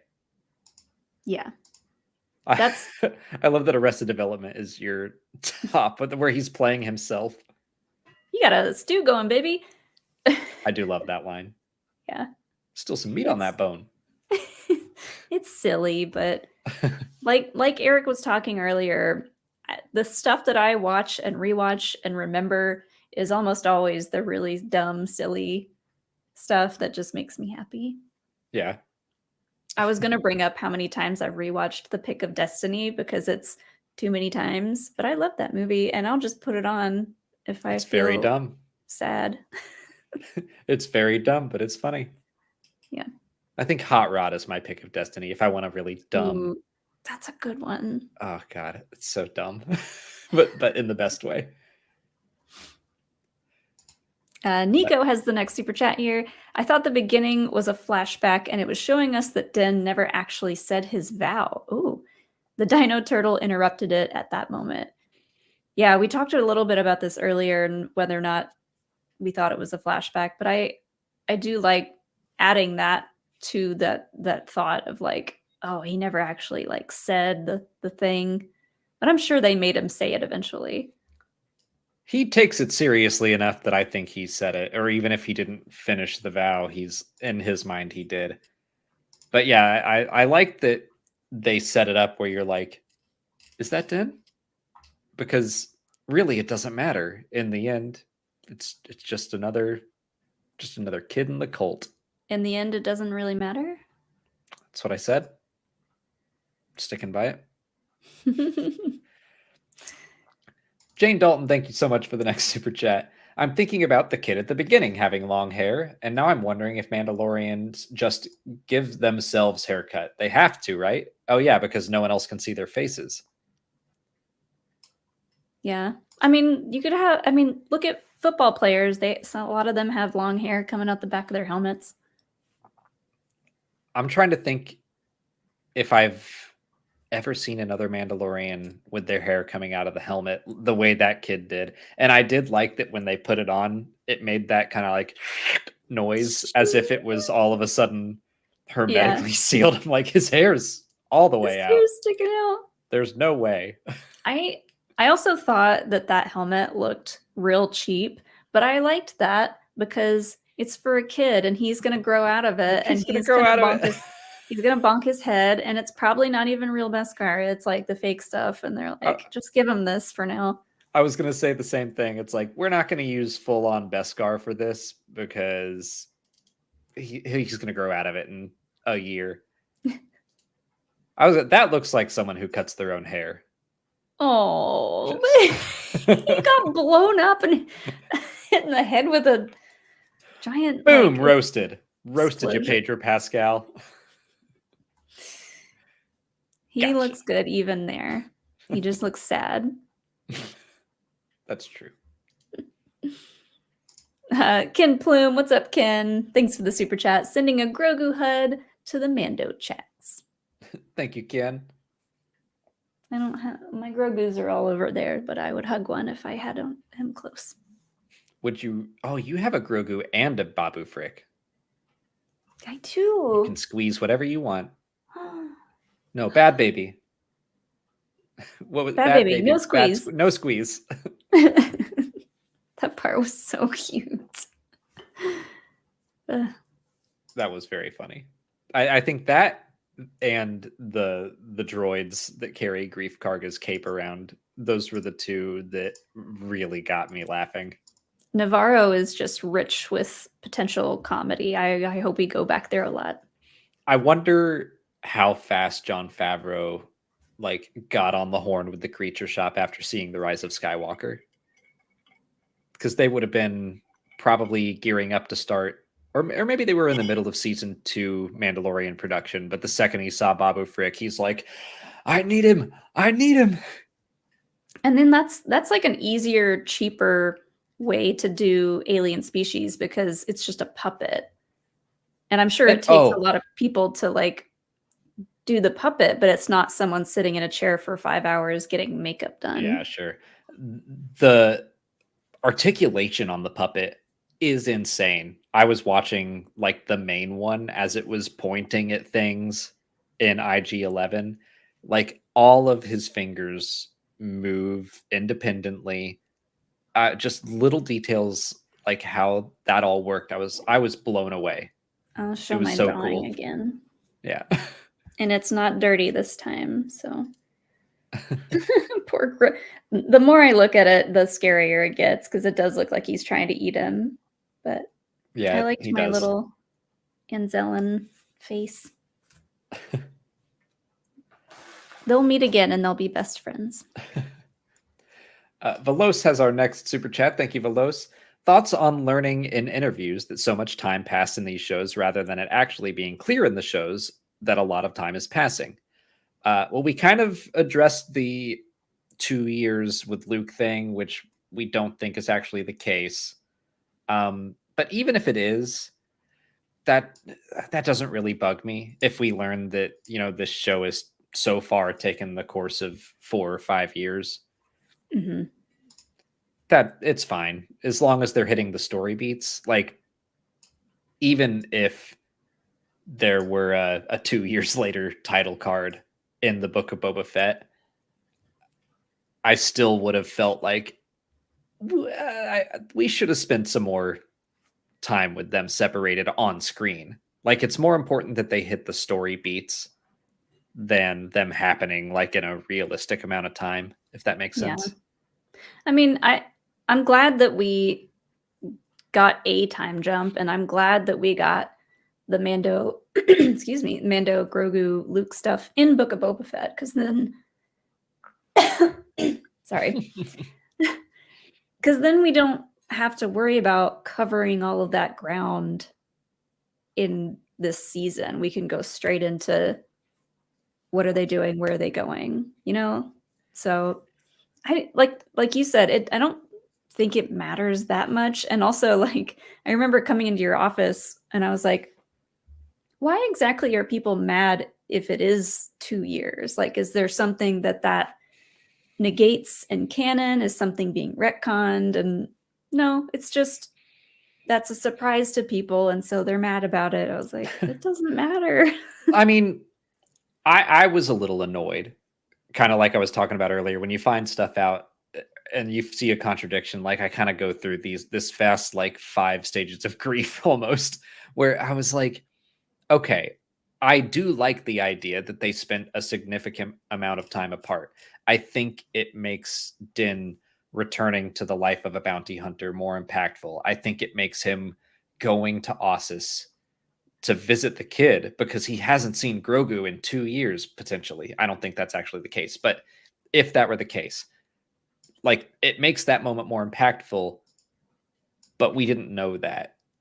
I don't remember what he tweeted this about, but there was something about the Rise of Skywalker, and someone on Twitter said, like, did you know Palpatine had been building his Sith Eternal fleet since Return of the Jedi? And Elijah Wood retweeted it and said, no, how would I? Because, like, you want to see that stuff on the screen.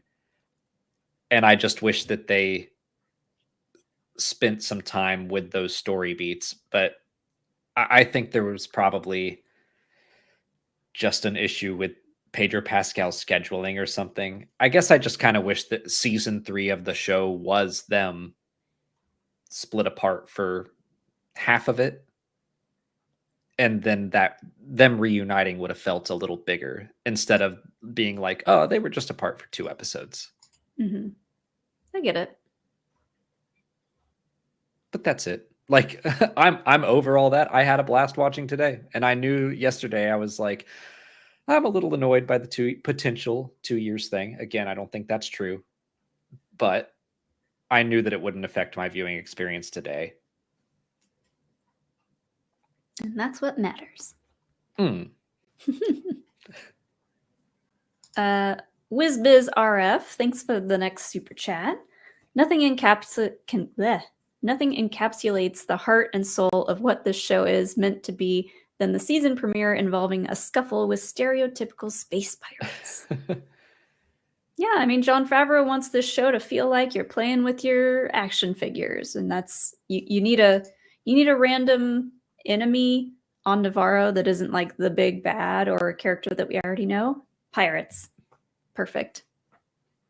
Pirates are perfect. Yeah, I like, as a kid, you pretend you were in a Western, or you would pretend you were a pirate or something. It's just like a great nostalgic thing, kind of a romantic idea of what a pirate could be. It fits very well into Star Wars. That's why we've had pirates in Star Wars for so long. But yeah, having one just as piratey as they can possibly be. I'm surprised they don't have like some weird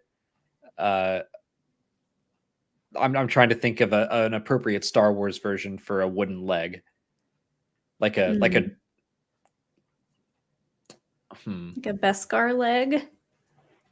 maybe. Or I'm like, in a universe where you can just get cybernetics and a droid leg instead. I'm trying to think of something that would be. they need a Kowakian lizard monkey, like being the parrot on their shoulder. Yeah. That works. And a I'm just cybernetic eye instead of an eye patch. Yeah. Once I started talking, I was like, it really makes no sense to have a wooden leg in this universe, does it? Because you just get a droid leg. Yeah. Go see the Mod Squad. There you go. This is the two-parter, I believe. So WC1376C.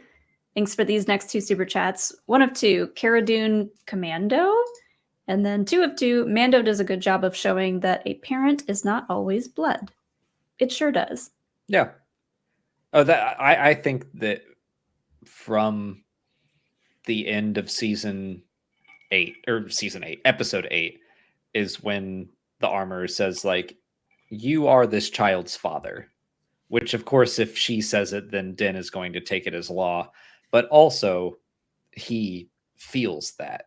And feels it so intensely that he's going to remove his helmet and break all the other rules for this kid.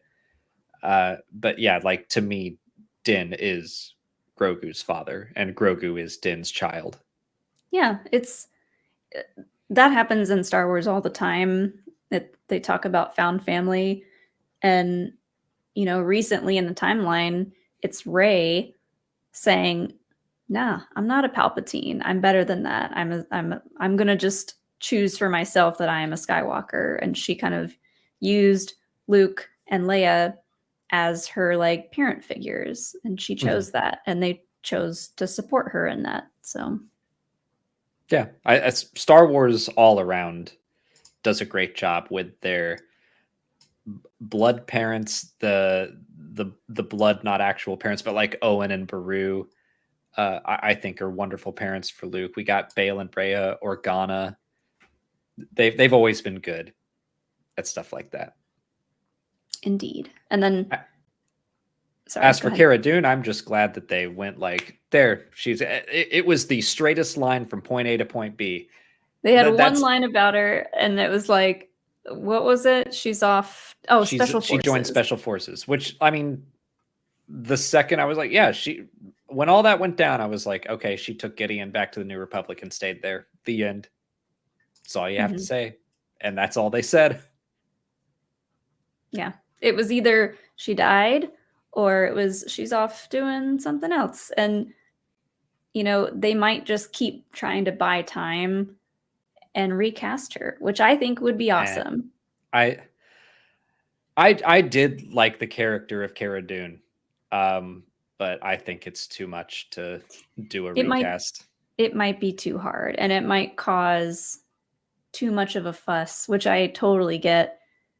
But I did like the idea of like a strong female character that, like, in the first season, you see her like fighting Din and like not backing down and like not losing, winning even. So I don't know. I liked seeing that scene where she like picks him up and drags him back inside to safety. Like, all that stuff is cool. But you know what? We got Katie O'Brien, the Imperial comms officer, who was unnamed until I hope this season, because she is in this season still. Yeah. So, I mean, we have Katie Sackhoff as Bo-Katan. We've got I forget, Sasha Banks. Yeah. As Casca. Although she's apparently abandoned Bo-Katan, so. Well, she's around there somewhere. Yeah, probably. She was at the premiere, so I'm gonna assume she shows back up.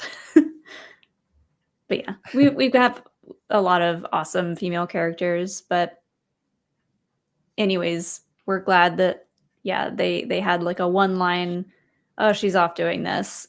Anyways, moving on. Right. Lindsay Brown has the next super chat. Thank you, Lindsay. For a brief moment, I was thinking, oh, cool, they're going to ride the big crocodile, and then they blew it up.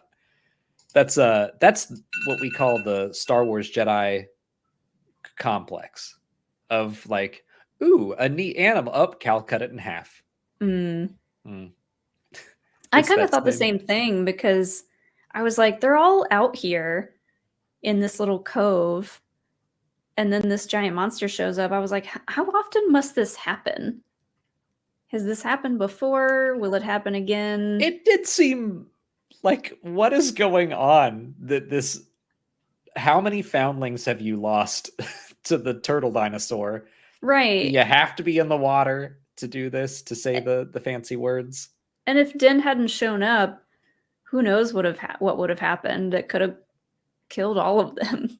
But I don't know. I also was like, wait, what is this giant monster? Is someone going to befriend it and ride it at some point? But no, its guts got exploded all over the coast. So Yeah, it was like a mini version of the crate dragon. sure. That alarm went off on my phone because just one more reminder of the giveaway that we're doing. There are 6 minutes now left to enter it, so pop in the link in the description. The giveaway is only for people here, and I'm going to draw the winner live, but the giveaway closes in 6 minutes, so make sure you do that.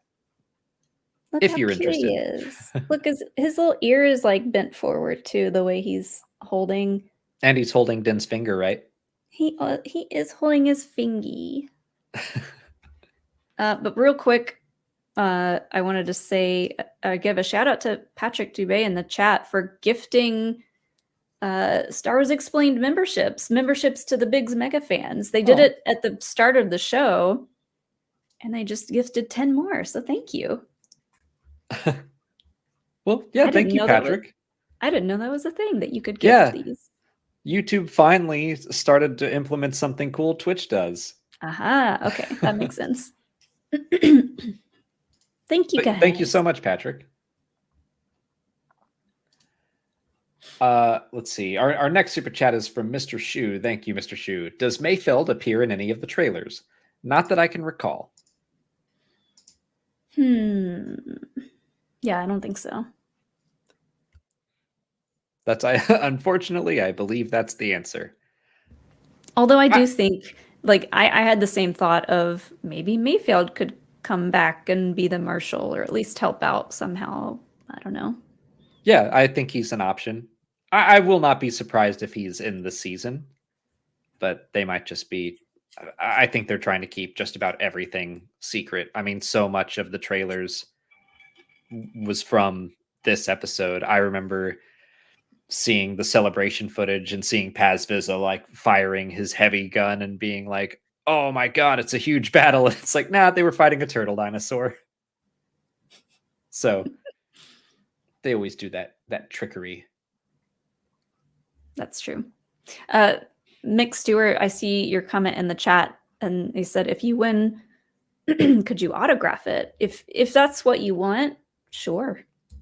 Yeah, that would be fine. If you want us to ruin it with our names, we could do it. We could do it on the bottom or something. On the box or on the little card. It comes with a certificate of authenticity card with the little batch number on there. So if you want it, we can sign it. If not, we will send it to you untouched. Yeah, default will be just sending it to you. But if you want it autographed, why not? Oh, look at this, Alex. My best friend. The one who cannot smell. Yeah, I sent this one in. Oh. Thank you for the next super chat. Imagine if they make Cobb Vanth an honorary Mandalorian and made him some Mando armor. Love it. Love it. Ooh, I like that. Like an adult foundling? Yes. He's like, he's like, come on, man. I look really good in it. Just give me some armor. Yeah. He has he has history with it. He knows how to use it. Just because the next super chat is relevant, I'm going to bring it up. From I'm the Stein says, I'm in some non-toxic groups and they call that knee out basically the way that you talk about Cobb Vanth standing. They call his knee out the little slutty knee because Pedro Pascal does it too, and we adore him in Vanth. It's the same as oh shoot, I can't remember what year it was, but when Angelina Jolie wore that dress to the Oscars and the Oh slit yeah. went like all the way up and she had her leg out the whole night and everybody was like, oh my god, the leg. The whole she did that like while she was presenting something for a minute and people lost their minds. If I looked like her, I would do the same thing. I'm not judging. I'm just saying, like, it wasn't like she was doing it the whole night. She did it once, and people were like, icon. Yes, queen. Now I want Brian Ward to just Photoshop a Mandalorian helmet on that Oscar picture. The old slutty knee. That's what they called me back in college. Nah.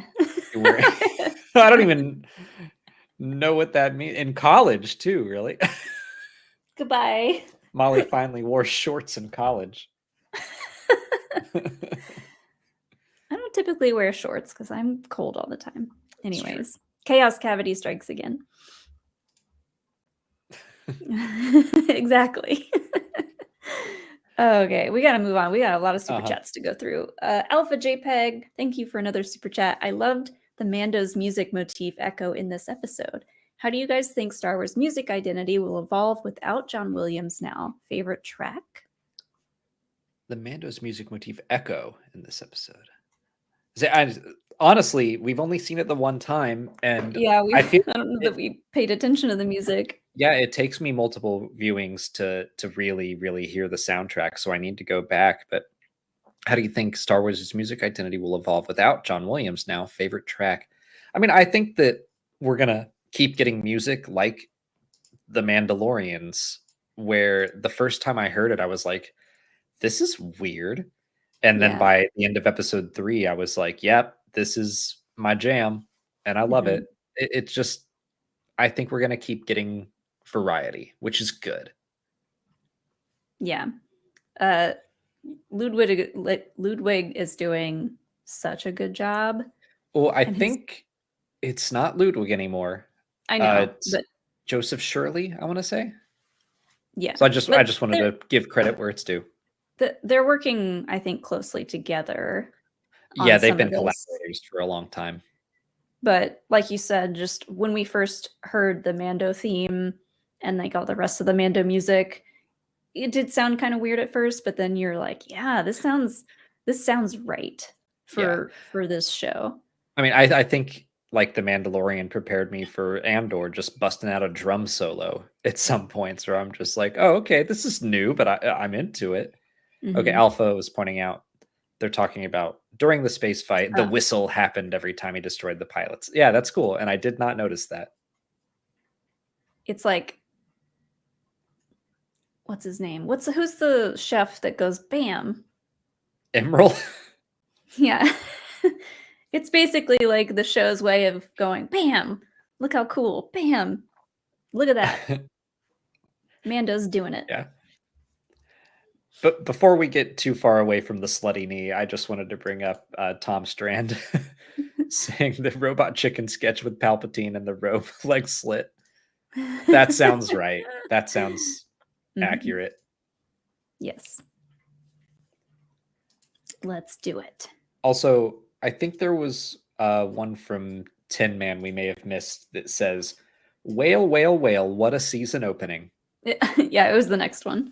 Oh, okay. On my spreadsheet, they were mixed. Whale. What a fun surprise. And now is a perfect time to share this Photoshop that Brian Ward made for us. Hold on. Oh my God. It just... I don't know. It's giving me a little bit of a feeling from my last week drawing, but you know, it's fine.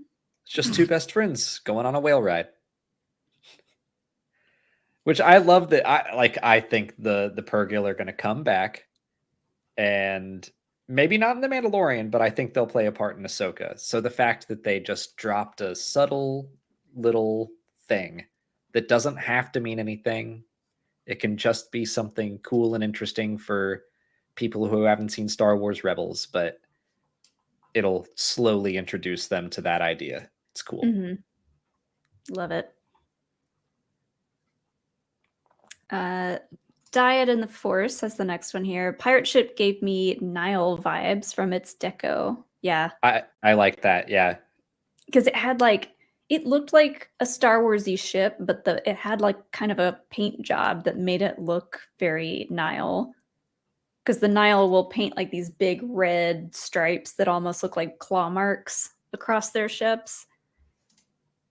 Yeah. The stripes looked great. Maybe that's why I jumped straight to the Dringir with Gorian the Plant Man Shard. Now he sounds like a wrestler. It's just getting better. Gorian the Plant Man Shard. Oh man, we're giving Brian Ward so much good stuff to potentially Photoshop. Our next super chat is from Legacy Productions. Thank you. Is the pirate ship the same Super Star Destroyer from the Aftermath trilogy? It is not, but we both had that thought. Just the big angular front. It looks like the Eclipse from Star Wars Legends. It's not nearly big enough. I don't think it's even close. I don't even think it's close to a Star Destroyer size. Yeah, it didn't look that big. Like you could see the human manned turrets when they came out of it. So it's big, but it's not Star Destroyer big. Sorry, I'm going back and starring more super chats. And Garth McMurray mentioned his, so I'll go ahead and bring that up. Also about the ship. I loved that the pirate spaceship design paid homage to the spaceships of Jodorowsky. Jodorowsky's Dune, complete with the striped paint. See my post in Discord. Oh, okay. I don't know much about Dune. I have seen that documentary. So someone was going to make a Dune movie before David Lynch did, and just did insane amounts of work on it. And you can see a lot of art from it. It was an interesting documentary. Yeah. But we wouldn't have had Sting. Oh no. Oh no.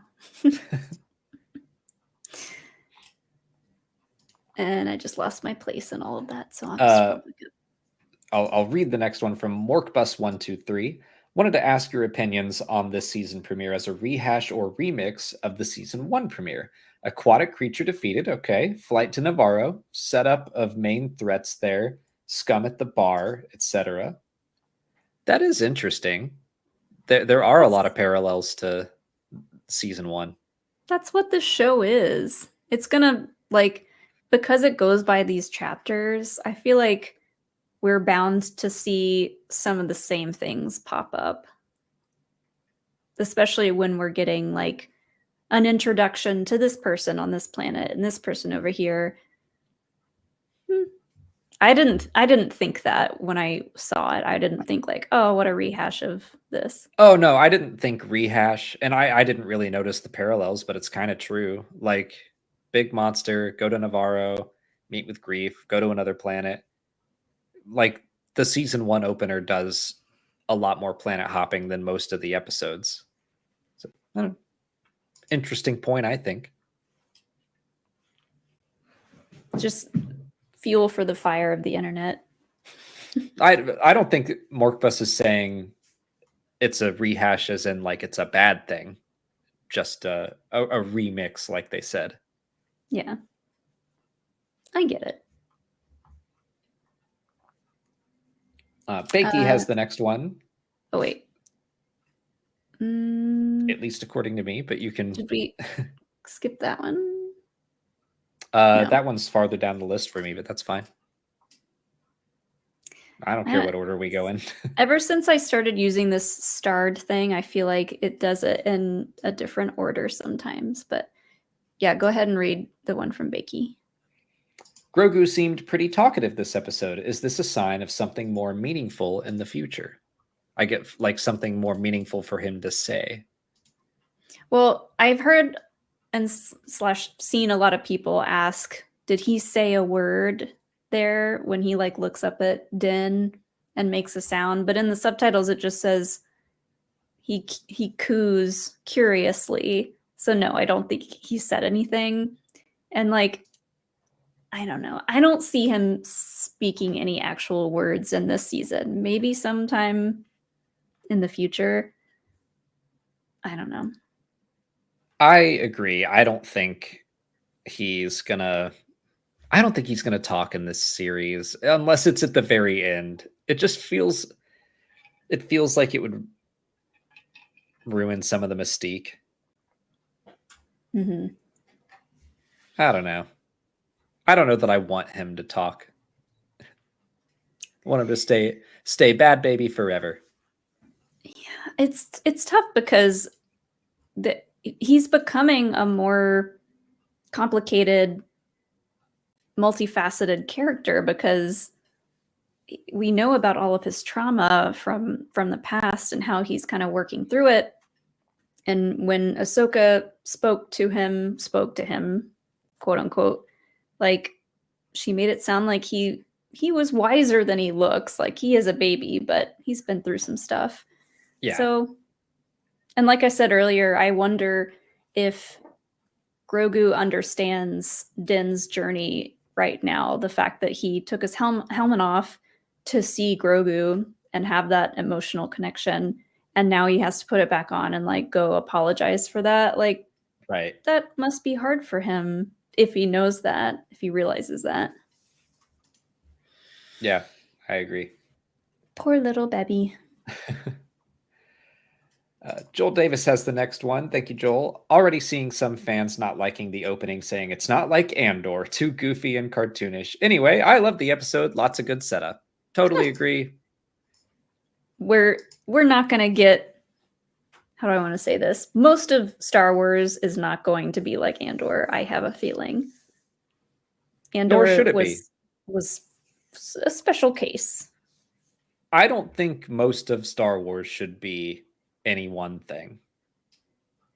Like I love the variety. I love that we got to spend 12 weeks in Andor going like, oh my God, this is really intense and borderline hard to watch and just heavy in general.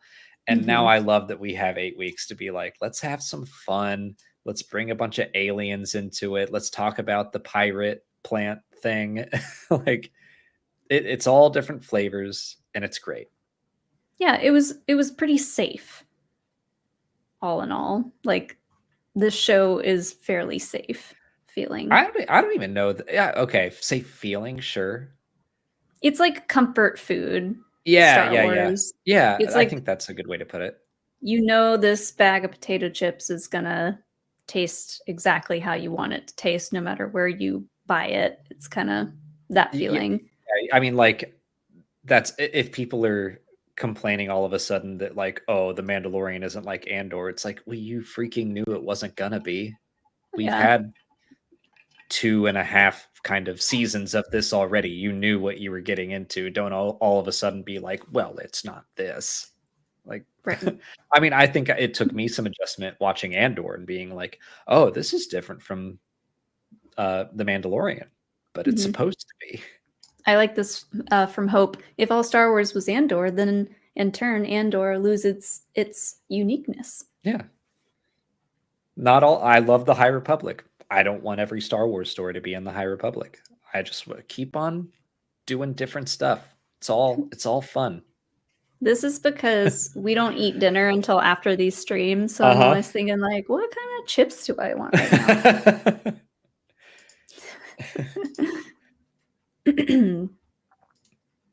now? Connor Wade has the next one. Thank you, Connor. I wonder if the Pergil are, by the way, another like just weird thing about Star Wars that love that they threw that in there that we would not have gotten in Andor. I wonder if the Pergil are a hint at who that potential teacher might be. If Thrawn comes back, maybe Ezra too could have Sabine introduce him. The teacher, that might have been when we were talking about the Darksaber. Yeah. As in, like, Ezra could help teach Din to wield the Darksaber. Yeah. I don't think it would be Ezra because from what little teeny tiny bit of footage we've seen so far, we haven't even really seen Ezra, but we see someone trying to use the Force and having trouble with it. So like maybe that's Ezra. Maybe he is like having to reconnect to the Force after not using it for so long. But Sabine makes total sense to me. I agree, because she's a Mandalorian who has wielded the Darksaber and trained with it with 2 Jedi and Finn Rao, which I hope we see Finn Rao as well. But I think that she could really walked in through like, hey, here are the mental barriers you need to break through in order to actually effectively wield this thing. Right.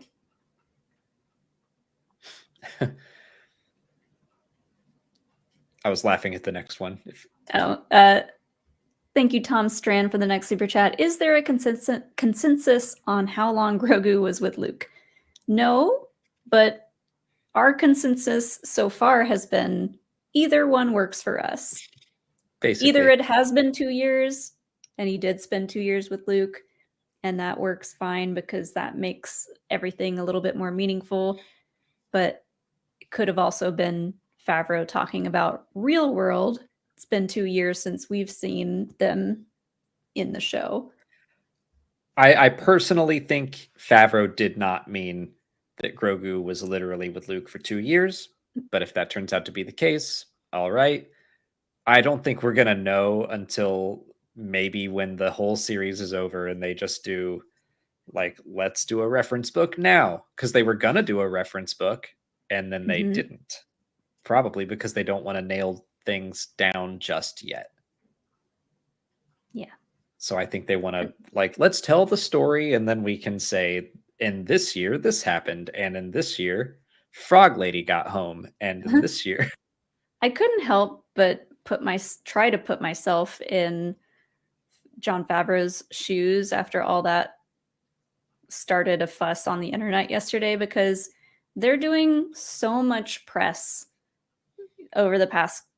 They have been doing it over the past couple days. They'll continue to do it, interview after interview after interview, back to back to back. Like, they're talking about so many things that are just like the same beats all day long, every day for weeks. And I get it. If he misspoke, I'm not going to hold that against him. And I feel bad if he did like say that on accident, or like say like, that's not what I meant people to take that as. And all he can do is just watch the internet get angry about it. I don't think he even, I'd be surprised if he knows, or if someone told him, he would have been like, haha. He said in an interview that he watches creator content online just like everybody else to catch up on Star Wars. And I was like, oh, that means he watches us. Hi, John.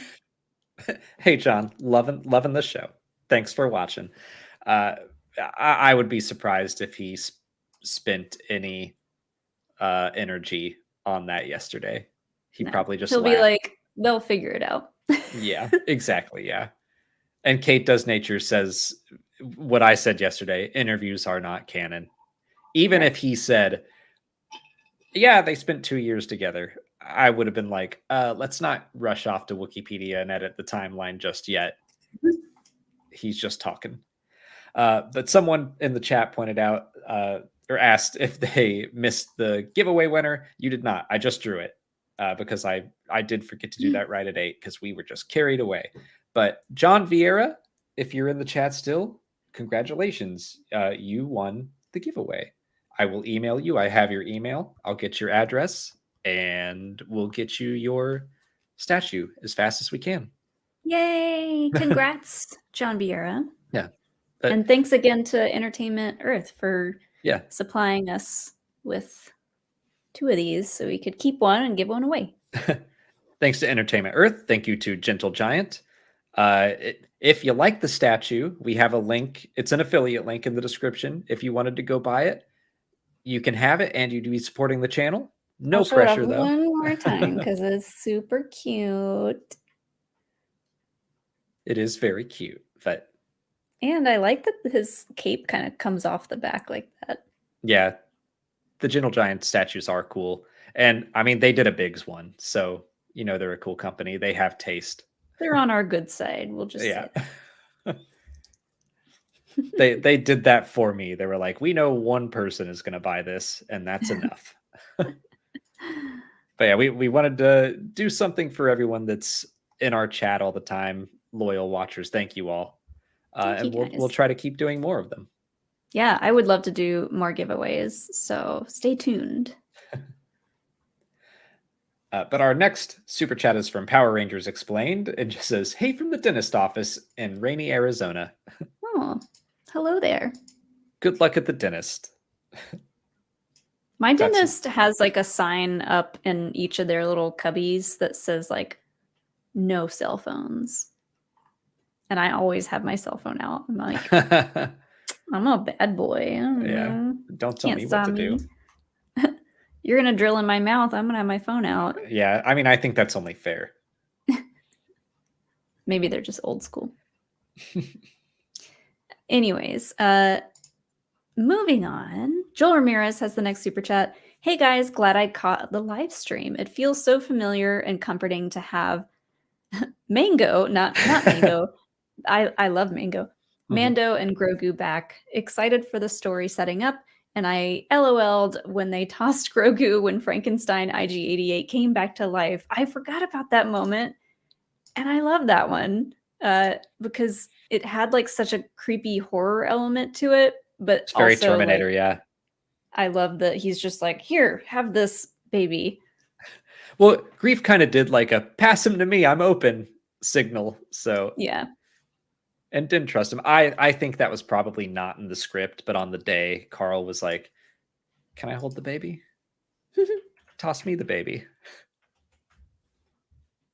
Because Toss it to who me, I'm doesn't want to open. hold the baby? Yeah. Everyone wants to hold Grogu. And If- it needs to be on camera.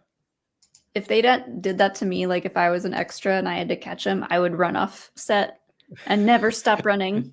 That's going to be in the behind the scenes is the time they had to tackle Carl Weathers because he just ran. They won't catch me. I can run sort of fast, but I'll probably hurt myself. I'm going to take a quick potty break. Go for it. / refill my drink, but I will Okay. BRB. Can you get me another Voodoo Ranger Fruit Force? I sure can. What a fun name for a beer. They stopped doing Hop Raider. I can't find it anywhere, so I've moved on to Fruit Force, and it's good. We'll find it again. I think so. I miss Hop Raider. But I'm going to read our next one here is from. Oh, I gotta go into this. Molly usually handles this. The next one is from Tom Strand. Thank you so much, Tom. Zillow Beast. Lol, forgot there's also a new Batch app. Yep. Bad Batch was a fun time today. I hope people have seen it. But also Disney Plus, like on the thumbnail for the episode, straight up put the Zillow Beast in it. So I have been waiting for this episode to come out since Star Wars Celebration. And they played a trailer that was only at Celebration. And I was like, that's a freaking Zillow Beast. And now that I've seen the episode, it was like the not fully changed one, the one before it went through the metamorphosis. But I was like, that's a Zillow Beast. We're getting an answer. We're finally getting an answer. And I am so happy just for that. Just so that people can go like, that's what happened to the Zillow Beast, instead of continuing to ask me where my only answer is, I don't know. But yeah, it was a good day for Star Wars. Great Mando, great Bad Batch. Also, there were 6 comic issues that came out today, and they were all good. Star Wars 32 was really good. Hidden Empire 4, good. Even Hyperspace Stories, which is it's like the younger targeted series. And usually I'm like, it's a fine story. I genuinely teared up a little bit reading Hyperspace Stories issue 4. So just an all-around great day for Star Wars. We are truly blessed. But our next, we have a little batch of super chats here from Ice that are connected, so I will read them out. Thank you so much, Ice. It feels so good to be back with Din and Grogu and this story, finally. Great first episode. It felt like a lot of setup for the season and a lot of reintroduction, which feels needed at this point. I totally agree. Like, I am willing to set aside my own, like, hey, I watched the Book of Boba Fett. I did my homework, but not everyone knew they had to. So I think they did enough explanation where they got through it quickly, and also probably encouraged people to, like, hey, go watch the Book of Boba Fett if you didn't. I said it felt a bit more impactful than blowing up a crate dragon for me. I think we're talking about the turtle dinosaur. We're taking the time to see the progress. Oh no, the full episode. We're taking the time to see the progress all these characters have made. Greef, Navarro, Mando, and even Grogu too, a little bit. Yeah, I think that they did spend a lot of good time talking, or not talking, just thank you. Just spending time with each character, showing how some of them have continued to cling to the past. Some of them have boldly moved forward, like Greef Karga. Some of them are damaged, like IG-11, and like have to go back to who they were. And then you have people like Din and Bo-Katan, who are kind of struggling with where they want to be and where they want to move, where Din is moving forward in some ways, but not every way. The themes of progression and regression were so strong in this episode that this is the series that I feel like I can analyze the best through Star Wars, Mandalorian and Book of Boba Fett, both of them. It just uses Star Wars stuff in such a cool way to explore real world ideas that we all go through, universal themes, and I love it. And Ice also said it was lighter on the action, sure, but we spent a lot of time with the characters, seeing what. Oh my god, we're at that point where I can't talk anymore. It was lighter on the action, sure, but we spent a lot of time with the characters, seeing where they are at this point, and I think that's great. I agree, and they still did have quite a bit of action. Yeah, they did. I think I'm picking up on your microphone. Is your door closed? Yeah. Your microphone's just a little loud and picking up my voice.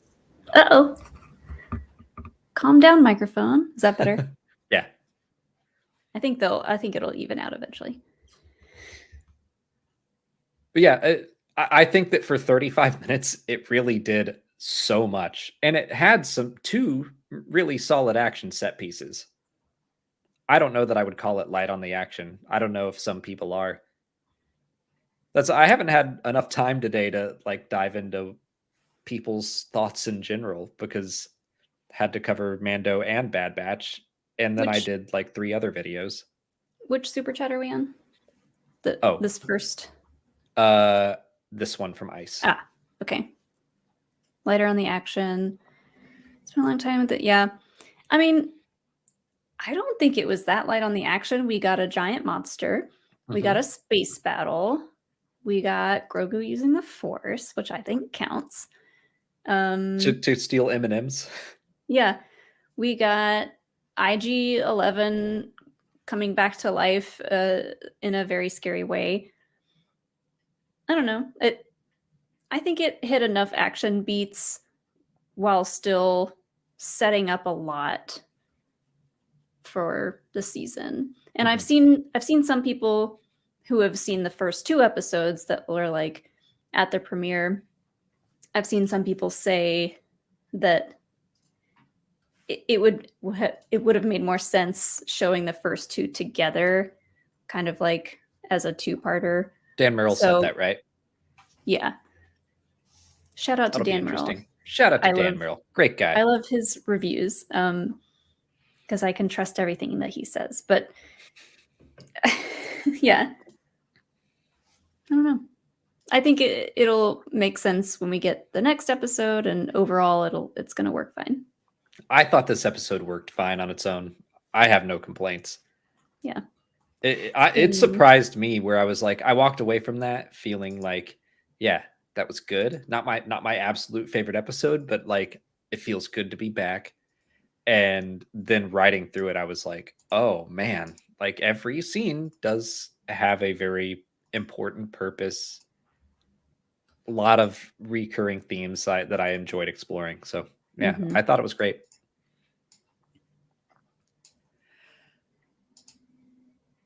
What's next? Let's see. Irish Nexus has the next one. Molly brought it up earlier, but serious predictions. Sabine shows up in season 3, yay or nay? I'm on the side of yay. The Pergil were a sign. Yeah, so I can't say if I like 100% think it'll happen, but it just makes sense over like thinking about all of these like quote unquote Mandoverse shows. We got Ahsoka and Mando. Sabine is going to be in Ahsoka. Sabine makes sense to tie in with all the Mandalorian stuff, the Darksaber stuff. I think it makes sense. I don't know if it's a sure thing, but I'll say yay. I'm also on the side of yes.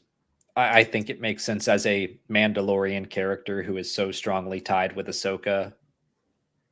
And she's tied to the Darksaber. Like it just makes too much sense almost that they're gonna introduce Sabine here so that they can point the way and be like, hey, do you like that character? Do you like that Ahsoka character?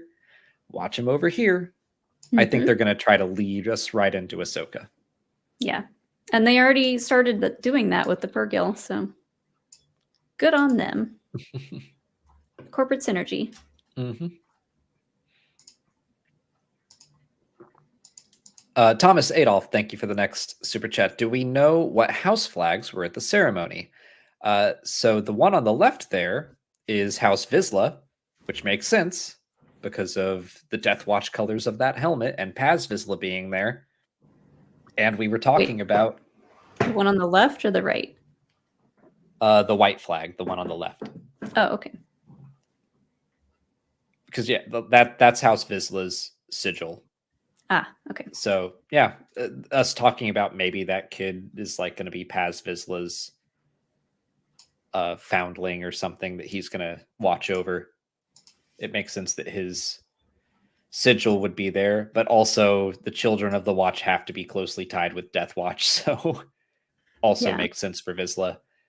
The one on the right, the blue one, I believe is just the Mythosaur logo, which is kind of a generic Mandalorian thing. Yeah.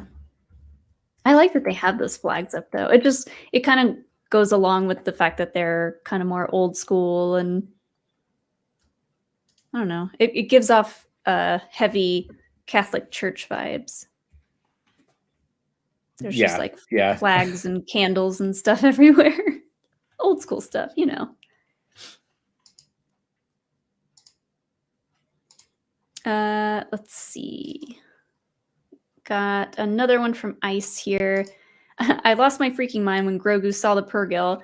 That made me shoot up from my seat so fast I might have to sue Favreau for whiplash. That one little moment got me so psyched as a Rebels fan. Yeah, I feel like we didn't have as big of a reaction as some people did in our actual reaction that we filmed this morning, but we were still shocked to see that. Like, we weren't expecting that at all. It came out of nowhere. And like, for Grogu to be the one to see them and he's like, oh, look at that. I was like, I think I was more, just like kind of shocked. Of just like, wait a minute, is that what I think it is? And be like, oh my gosh, it is. I was just really taking it all in. Yeah. Dyad in the Force has the next one. Thank you. I like the idea of Din finding a trinket of Satine's in the mines, rekindling Bo's fire, not to lead, but to act. She then mentors her with her knowledge of the customs and calls Sabine for help. That would be heartbreaking. But it is in Sundari beneath the Civic Center, so... Yeah, because... Okay, yeah, so Din knows the story of Satine and how Bo-Katan is related. Because didn't the armorer tell him about that? I don't remember exactly what she said. She told him about like House Kryze and at least Bo-Katan's stuff. So yeah, she told him that Bo-Katan took the Darksaber like in the bad way. yeah. And so I don't recall Satine ever getting mentioned. It wouldn't surprise me if he knew her history of like the Children of the Watch would probably be like, Duchess Satine Kryze is everything wrong with Mandalorians. Yeah. I love this idea though, that because right now Bo-Katan is like so frustrated because she feels like nothing's working. She tried all of the different approaches. And so if someone like Din gets her talking about Satine and what Satine was about and how she wanted to rule Mandalore, the changes that she wanted to make, it might just like be the starting point that Bo-Katan needs to realize like how she can actually do good in this situation. Yeah. I like Fingers that too. crossed. Yeah. Tiffany Hoffman has our next one. Does anybody in Star Wars take showers or change clothes? Just Padme. Padme is the only one. Well, Han and Chewie took a shower in Solo. That's true. Well, they got muddy. It's Yeah. kind of like when our dog Hilo gets muddy. It's like, all right, now we have to rinse him off. You've got limited resources in space, so when you get muddy, you take a shower. If you're not muddy, if you stink, you might just like, I don't know, wash the important bits. But does that look like the face of a man who showers? He's all bloody and sweaty. No time for a shower. Exactly. But yes, I think they do shower, but we don't always get a chance to see that. Eric Bruno, thanks for the next one. So, like, Bo just sits around a throne all day just brooding. That's what it looked like. That's exactly what you said. You were like, does she have TikTok or anything? She's just sitting there? There's gotta be a TV in there somewhere. How long do you think she's been there? Pops up out of the floor or something. She probably saw Din landing and like ran to the throne to be like, I gotta look sad. I've been here for days. But I like that vibe of just, no, I'm just chilling here.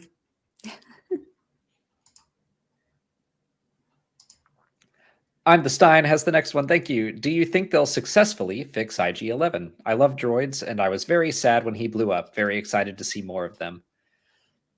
I assume so. If they're setting out on this quest, I think he will probably get the part he needs and bring it back to the Anzellans. I gotta be honest, I'm a little confused by this right now. Like, does he need a droid for this? I'm sure there is a story reason for it, but I'm kind of like, why does he all of a sudden need a droid to help take care of Grogu again? I know, like, he assumes Mandalore is very dangerous and stuff. I'm just like, this feels like something that was written in just because, but it's all right. Sorry, I'm trying to figure out, because the super chats got like out of order, so I'm trying to go back and find the ones that we have in the document. Okay. Well, those are my thoughts on that. I do think IG-11 will be back to some degree. You do? See, like, it feels like he's too far gone to me, but I mean, I'm with you that I'm surprised that he is even rebuildable at all. Like, he's super self-destructed, but he's still got a whole head, arm, and like upper torso. So that's true. He can still turn himself on enough to know how to kill. You know, it'll be interesting if they kind of turn some of these tropes on their heads, though, because they kind of got us used to, all right, Din has a side quest. He goes and he gets this thing, and then he uses the thing, and it helps rebuild IG-11, for example. But it would be interesting if he does all the work, and it's like, nope, it's just not going to happen. And he and Bo-Katan are kind of on this quest to go back to Mandalore. But what if it really is poisoned and dead? And it's like, no, we have to let go of the past. And that planet is a symbol of the past. And maybe Kevalavala is the new homeworld of Mandalore or something. Yeah. I found the 2 super chats. They're from Brett Baumler. Okay. I've missed starring enough of them that these might be out of order now. So. Okay. But Brett Baumler's two super chats here say, hearing Din say, I need him, he's my friend, about IG-11 made me emotional. He's so earnest about missing his droid friend. What an arc he's had. Mando getting IG-11 and R5 on his team is so funny. That's the best part of this for me, is that even though I'm kind of like, I don't really get yet why you feel so strongly that you need IG-11, but I do like that he does feel strongly about it. I mean, it's a weird thing to say, but yeah, he hated droids for the longest time, and then he was kind of forced to open up literally to one. He took his helmet off for him to save his life. So I get that, like, he has kind of an attachment to that one. Plus he knows that it could be programmed to save and protect Grogu at all costs. And it's another sign of his own personal growth. And like, he's really having trouble progressing out of his religious trauma, but he did progress beyond his hatred of droids. And like, he had good reason to distrust droids given what happened to him in the Clone Wars. But he went so far beyond that to be like, we can fix him. And even though I turned him on and he tried to kill my son, I know that there's hope for him. Like, I totally agree with Brett that he has had a great arc in that regard. Yes. I see 2 here from Psycho Magalore. The first one says, think the Mando parts of the Book of Boba Fett should have been a special presentation. And what if the Mando parts of Book of Boba Fett had been a Star Wars special presentation minus when he contributes to Boba's story? I mean, they don't do enough special presentations on TV anymore. Presentation. I'm so tired. Yeah. Stuff like the what did they call it? The wolf thing. Werewolf by Night? Yeah, the Marvel thing. Like, that was super fun to just have a little hour and 15 minute or whatever thing to watch. I thought that was really neat. So I'd love it if they did stuff like that for Star Wars. I really think that I wish the Book of Boba Fett were just the Mandalorian season 3, and it was what happened, but spread out a little bit more. Because I remember when season 2 happened and Luke took Grogu away, I was like, I want to see them apart, specifically Din. I want to see him struggle with who to be without Grogu. And we got that in a great episode. I love episode 5 of the Book of Boba Fett. I wish that it happened for longer. That's it. I mean, boiling it down to why they did it was a lot of scheduling. Probably, yeah. Stuff. And they didn't want to go 3 plus years, however long it was between season 2 and 3. And we got Book of Boba Fett, which is like some really good Star Wars. I know a lot of people don't like it, but we got really into breaking down the themes and what it all means. And even like, I don't think the Book of Boba Fett is as good as The Mandalorian in general, but it had some really good moments. Like, I love Boba Fett and the Rancor. That scene is so good. It's using very Star Wars things to explore very real ideas. And Boba Fett, this clone of a killer that, like, all the clones were made to be killers.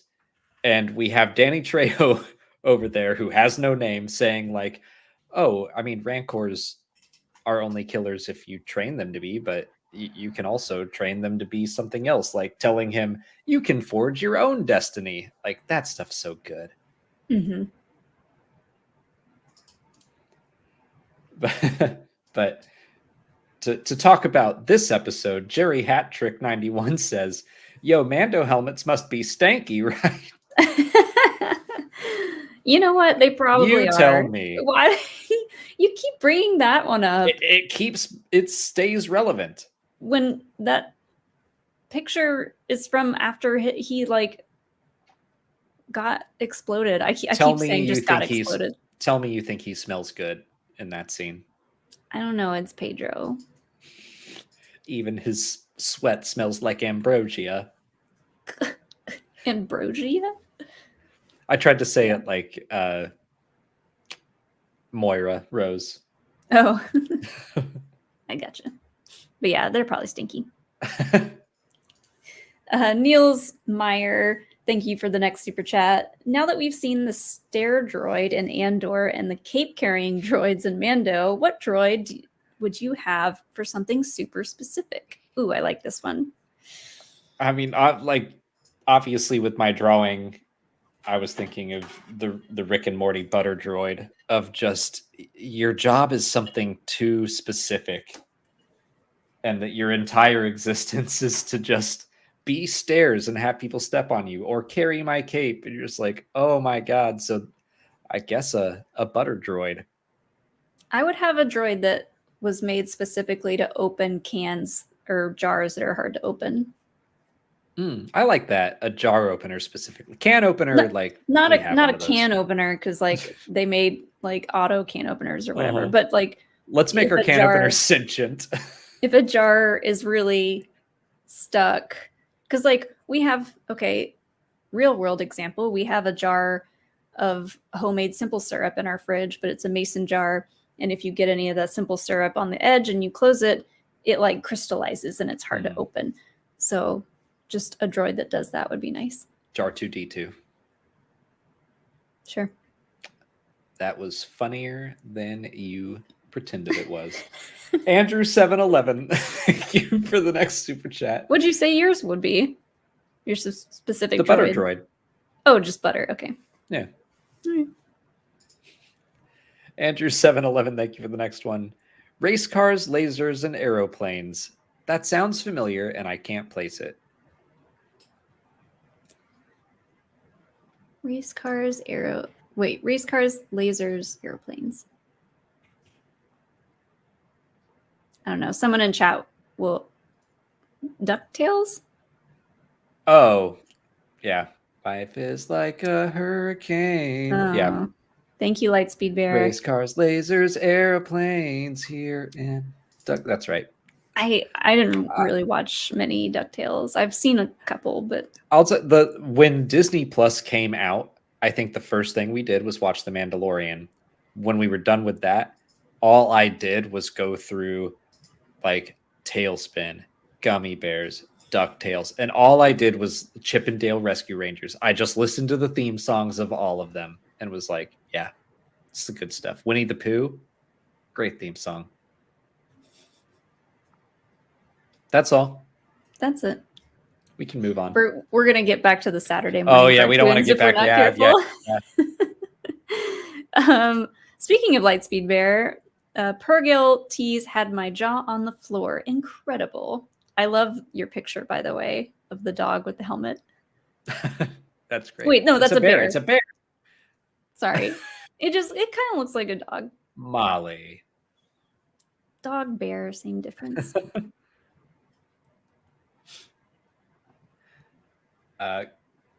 Let's see. B Tiggs is. We did that one with the slutty knee. I have B Tiggs next. Thank you. Do you think there are any other alien species that are foundling Mandalorians besides Grogu? I would say yes. The Armorer didn't hem and haw about Grogu becoming a foundling, so I think that has what's it called legally when there's something that's happened before. Oh crap! Double Jeopardy. No. No, but that's funny.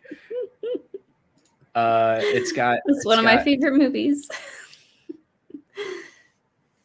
What are you trying to say? Precedent. Thank you. Like 4 Oh. people in the chat all said it at the same time. Thank you, 10 Tom. people now. Dark said, yeah. Precedence. I was just like, what is that word? I figure there is precedence for a non-human Mandalorian. Even though we've only seen human Mandalorians as far as we can tell, I think there have been non-humans. Oh, yeah, I'm sure there have been. Bakey has the next one. Thank you, Bakey. Once more, blasters do nothing against a monster. Yeah, but everyone keeps trying. We're going to keep trying. I mean, they didn't have any other real alternatives there. Yeah. I mean, I did think jumping on its back and putting the bombs down was smart. Yeah. I mean, yeah, with the jetpacks, you gotta try coming in at every angle. Mm-hmm.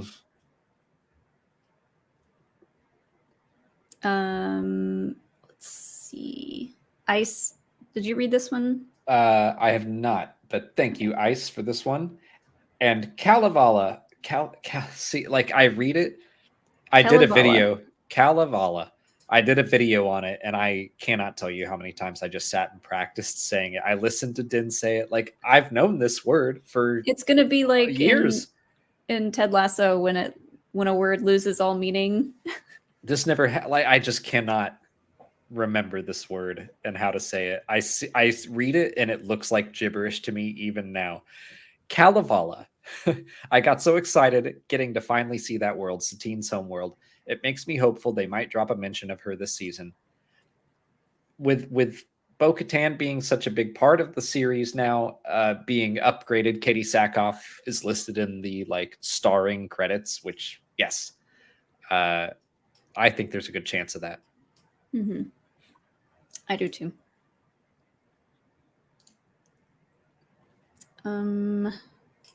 Now I gotta find out where I put all these. Is this the next one, I think, from Meg? No, but we can read it. From Meg Brennan, thank you. This one, sorry. Thank you, Garth McMurray, for another super chat. This Baston boy once built... Boston. Oh, I saw that word and I was like, this is a Star Wars word and I don't know what it is. What planet is Boston?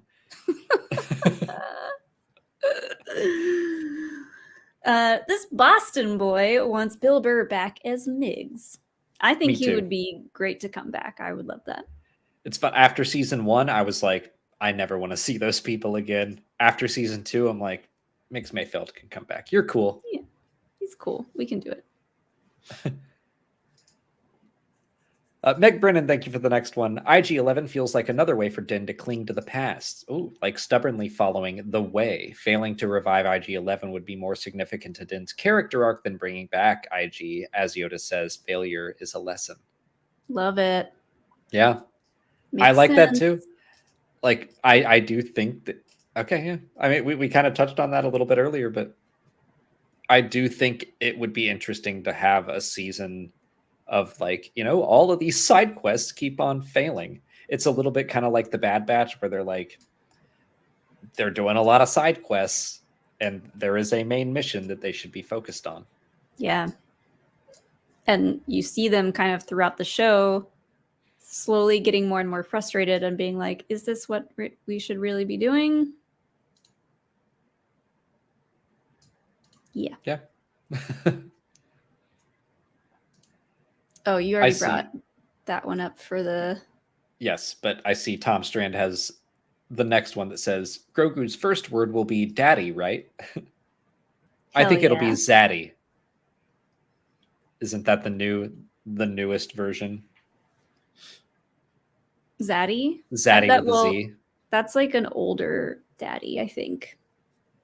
Oh, okay. Pedro was kind of offended when he was called a zaddy. Okay, because it was for Last of Us when he's playing a 53-year-old, which he is not. Okay, I can't keep up with the lingo anymore. These kids these days. Grogu's first words will be "slutty knee." No, it'll be chaos cavity. Oh no! Oh no. Oh no! Andrew I'm 711 I'm has having the to next go one. through the chat and find the ones that I missed to star. I'll 'cause just they're not. I'll in just here, read them. but- okay. Andrew 711, thank you for the next super chat. You got to wonder how many Star Destroyers are in possession of the New Republic, pirates and criminal syndicates. I do wonder that. And I wonder if they made all of the Star Destroyers into Starhawks.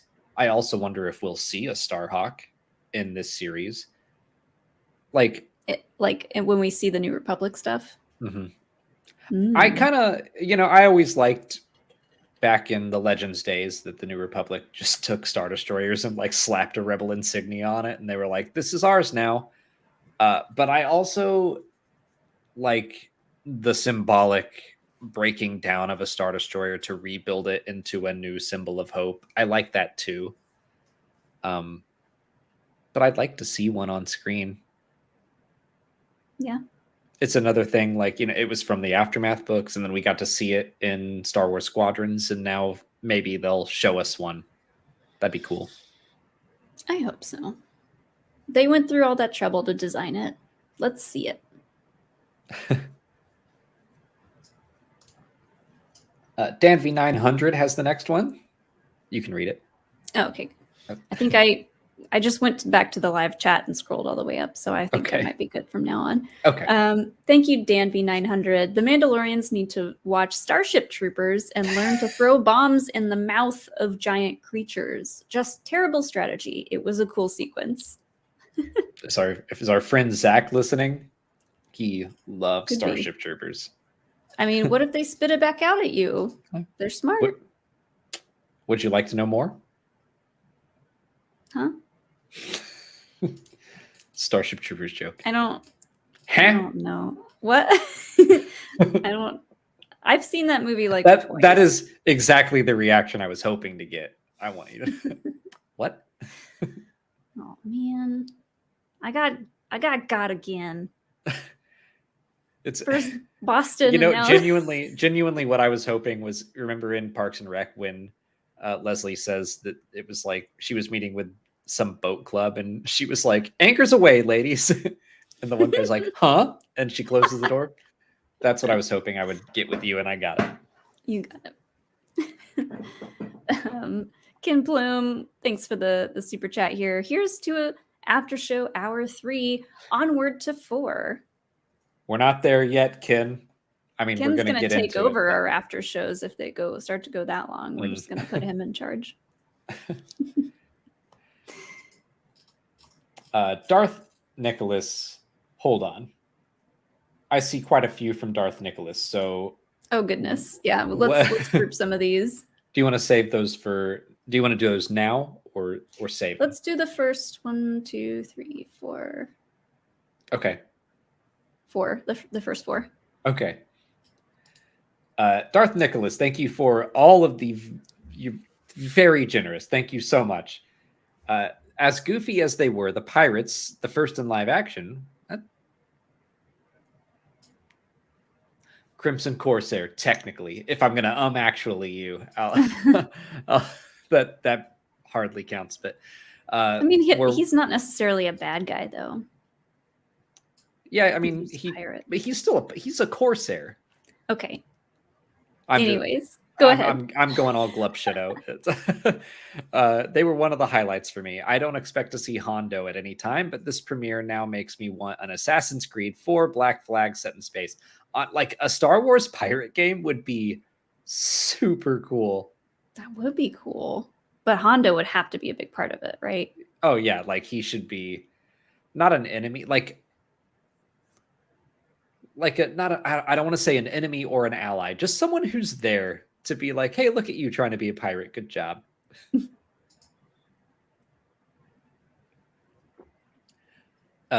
Nicholas goes on to say, I liked the Mando season 3 premiere, though I much preferred the latest Bad Batch episode. Like Molly said, well, you said slightly. Just by like a hair. With that said, the setup in the Mando season 3 premiere gets me super hyped. Same. I feel like the Mando or the Bad Batch episode felt like that show was just like hitting all the right notes that the Bad Batch could and should. It's an adventure of the week, but we're also checking in with the Empire and like the larger story. And also this thing from the Clone Wars is back. It was just a perfect storm. Yeah, we finally see Mount Tantus. Had we already seen it yet, or was that the first? Yeah, we haven't seen it since the end of season 1. Okay, well, we go there for just a little bit, so that was fun. And then this one. I'm hoping that season 3 isn't as cameo heavy as season 2, but I think we may see Boba Fett, probably, and other Mandalorians like Sabine, Finn Rao, Rook Kast, etc. Rook Kast would be a surprising one in live action. Like Finn Rao, I think, is just like on the edge. Rook Kast might be too obscure. I don't know. It'd be cool. I think they if they can work it into the story, I don't think it would be too far fetched. I found it. Okay. Are you talking about Charpy? What? I found the next okay. Nicholas one. Go ahead and read that. Okay. My favorite. Wait. Yeah. We haven't read this one yet, right? My favorite moment of the season 3 premiere was seeing the Pergil in live action for the first time. It was so breathtaking, it almost made me jump out of my seat. No, I don't think Ezra and Thrawn were there. You don't think they were there, like, riding one of those? Grogu saw them and was like, hey, wait a second. No, I don't think that was like, oh, these are the Pergil that had Thrawn and Ezra and took them away. No, I just think it was a cool thing to show. Yeah, I like the idea that they're just chilling and like that they use hyperspace to travel. Why not? Yeah, it like we talked about. It's just something that looks beautiful to the person that only watches live action Star Wars, but to Star Wars Rebels fans and fans who know what's coming in Ahsoka, they're like, oh snap, that's good stuff. To go on the other side of the spectrum, we've got another super chat from Dan V900. Chat, I'm asking nicely for chat. Shots fired. I'm asking nicely for the chat to be respectful because we support everyone's opinions here. The teleporting space whales are such a bad concept, and I could have lived without seeing them. I didn't like them in Rebels, and I don't like them now. You are not the only person that has that opinion. I will promise you that. We had a friend text us today about disliking them, and I was like, sorry. I mean, I liked it. The way that they got used in that Rebels finale, we knew they were coming back in some fashion. Oh, yeah. I thought you meant you in Rebels, you were like, oh, those space whales are definitely coming back. I was like, no one knew that. No, but you get what I mean. I do. I'm making fun of me for misunderstanding what you said. I'm trying to think of something popular in Star Wars that I don't like. Just to throw myself out there as well, but I liked space whales. I thought they were weird in season 2 of Rebels, but when they came back, I was like, oh man. I just hit my tooth really hard with the straw. Careful. But I get it. I kind of, when they were first introduced, I kind of flip-flopped on the idea. I was like, space whales that travel through hyperspace, but then I'm like, okay, it's Star Wars, whatever. They are what they need to be. I did always like the idea of just a creature who can access hyperspace. I think that's neat. Yes. But I remember them, the way they introduced them, I was like, this is a weird episode. Yeah. And they were probably like, this is how we want to end the series. And at some point we got to talk about these whales, right? Yeah. And it like all came into focus during that finale with Thrawn and Ezra. And so we knew if we're getting Thrawn and Ezra back in live action, we knew that they were going to bring the space whales up again. Yeah. I want to bring up this message from Char P because they sent in a super chat with no message. But they asked, just wanted to know your thoughts about the sour armor attitude towards Din getting back into the cult. Her "this is the way" didn't seem genuine. I think she just didn't believe that he would be able to bring back proof that he went to the mines of Mandalore. Like, I totally agree with what you're saying. That she was just like, yeah, go do that. I think she wants to genuinely just get rid of him. And like, even though he has the Darksaber, she still doesn't even really seem to mind that much. Or maybe she thinks that by telling him to do this, he'll go to Mandalore. Maybe there's like booby traps or something there that she knows about, and like he'll die, and then she'll get the Darksaber. I don't know. She put a bunch of marbles and micro machines on the ground. Yeah, she put all the booby traps there. It does seem like part of me is like, is she making up these rules as she goes? If she says, that's what a lot of cult leaders do. Right. Oh, you took your helmet off. Well, I mean, you have to go because I said that's a no-no. How can I atone? Oh, well, go to the mines of Mandalore on the planet that's been destroyed, by the way. So, like, good luck getting there. And so then when Din shows up and he's like, no, seriously, I'm going there. She's like, oh, crap. Crap. Well, this is the way. This is the way, I guess. Quick shout out to Ken Knapsack. Hi, Ken. Hey, why play Fortnite with me? I don't know how to play Fortnite, first of all. Second of all, I'm just enjoying the clips of you playing Fortnite on TikTok. So I'll leave that. To Ken and Ken, let's play anything else. I don't know what. Rocket League? We got to find something. But well, Alex, you have your games that you and the boys like to play, and it's always what, PUBG, Rocket League, bad parking. You suck at parking. Yeah. Invite them to one of those games. I should just play some Fortnite. I'm just not good at shooters. I'm bad at PUBG too. I just follow my friends around and try not to die. I'm bad at all of it, so he's okay. Dan Henderson has the next one. Thank you, Dan. Watching IG-11 crawl on the ground was terrifying. Do you think that the droid bar from the trailer could have anything to do with his memory chip? We kind of talked about this earlier because I totally forgot about the droid bar, but I do think it could play into the memory chip. Yeah, I hope it does. Because I can just imagine the not actual fear on Din's face, because we're not going to see Din's face. So the pretend fear behind the helmet as he walks into an all droid bar and he's like, oh God, I hate this. Yeah. I got to talk to all these droids now. Especially if there's B1s in there. Yeah, yeah. No, I think that'll be good. I'm going to bring up another. Ken says that he'll do one round of my games if I do one round of his. I'm in.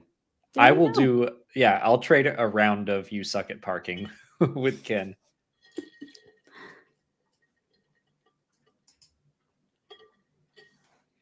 David Maximo 83. Thank you for the next one. With Rebels cast, do you think Canon will appear as a Force ghost sometime, even though he wasn't a real Jedi? He was. Who would you like cast if he was? Canon was knighted by Yoda. Canon was a real Jedi. Yeah. If Canon were to appear as a Force ghost, who would we want cast as him? Well, I mean, Freddie Prinze Jr. doesn't quite look like him, and he's a little older. So Just As bring much the as I- wolf back. The wolf. The wolf, Doom. And let Freddie Prinze Jr. voice him. Let the wolf speak. Yeah. I mean, that works too. I don't think they should bring Kanan in as a Force ghost. They could bring his voice in. I mean, they had Kanan's voice pop up in Rise of Skywalker. So, like, just the voice?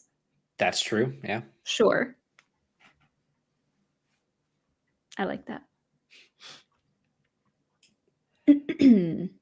Darth Nicholas, thank you for the next super chat. As crazy as this sounds, my idea for a space pirate Star Wars game would definitely have Pergil hunting as an option. I mean, it's very Captain Pergil Ahab. hunting?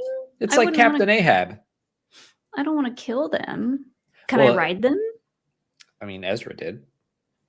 Bring up the picture again. I was about to. For science. Ezra genuinely did in Rebels. But Hera actually does not like Pergil, or at least she didn't at the start of that episode. She calls them a nuisance because they just ram ships, not even on purpose. They're just kind of flying about their business, and they would hit cruisers and stuff. So I would understand why someone might decide to go Pergil hunting.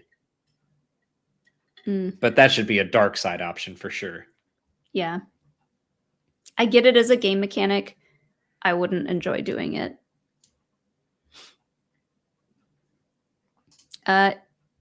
Emma Jarima has the next super chat here.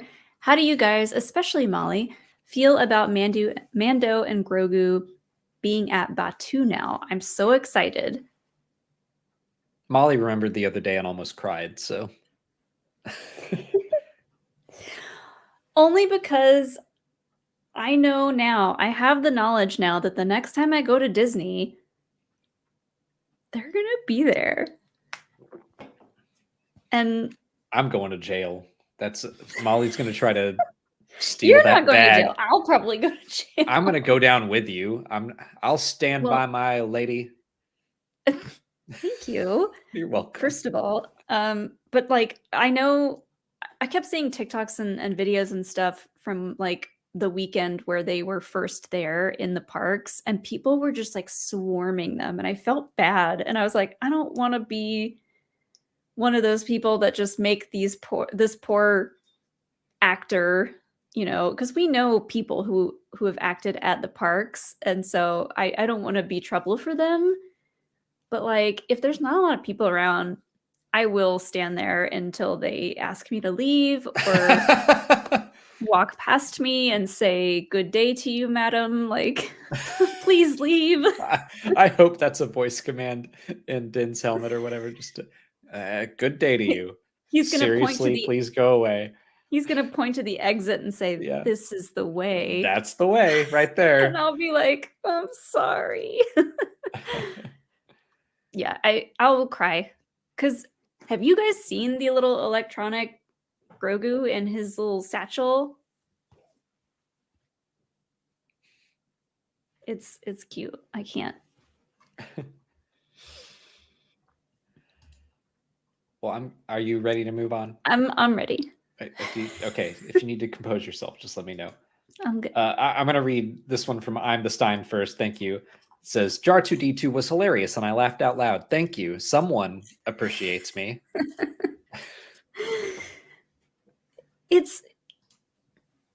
I'm sorry. I should have laughed. I hear a lot of those silly jokes from you. We've been together for a long time, and sometimes You thought, now that's using your head was funny. Jar2D2 gets nothing. Look who said it. Daddy. That's all I'm saying. Is this your king? Is this your king? You find the worst picture of it to keep bringing up. We don't kink shame here, okay? I forget why I put this on at all. Oh man. Was it about hair? We were talking about people that had bad hair. Oh, under the yeah, helmet. yeah. Yeah. Okay, Ice has two more super chats next. Thank you, Ice. It's great to see Bo-Katan. I think she's off to an interesting start. I wasn't expecting her to feel so defeated. Me neither. She also looked excellent in this episode. The costume quality improves each season. The wig looked so much better. Can we talk about the wig? I know it'll come up on Pink Milk, so we probably don't need to talk about it because they'll talk about it. But the wig looks so much better. It didn't look like you literally took a pair of like school safety scissors to like cut the bottom. It was all choppy and like sticking out in random spots. The wig. Yeah, I thought she looked great. And the second Kitty one, Sackhoff. She always looks great. oh yeah, our best friend Kitty Sackhoff. Ice's next one says, also Kitty Sackhoff has been upgraded to main cast member for this season, not just a guest star. So that has me super excited. Hope she shows up a lot. Totally agree. So happy. So happy.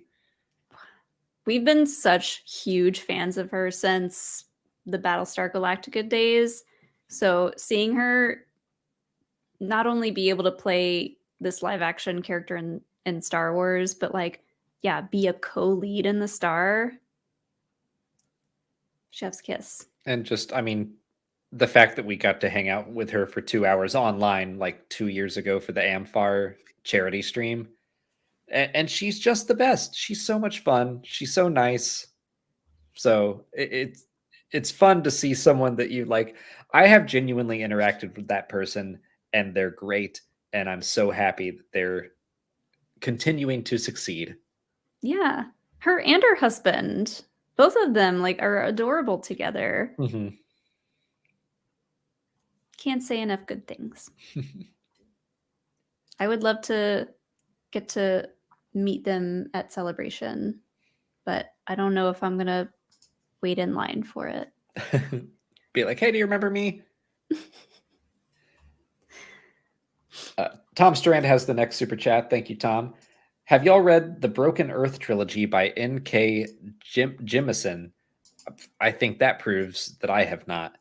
I'm just finishing the second book. It's great. Apparently, a TV adaptation is in the works. I only read Star Wars books. I've never even heard of it. I mean, that's 90% of the books I read just for time constraints. Like, I am just not a reader.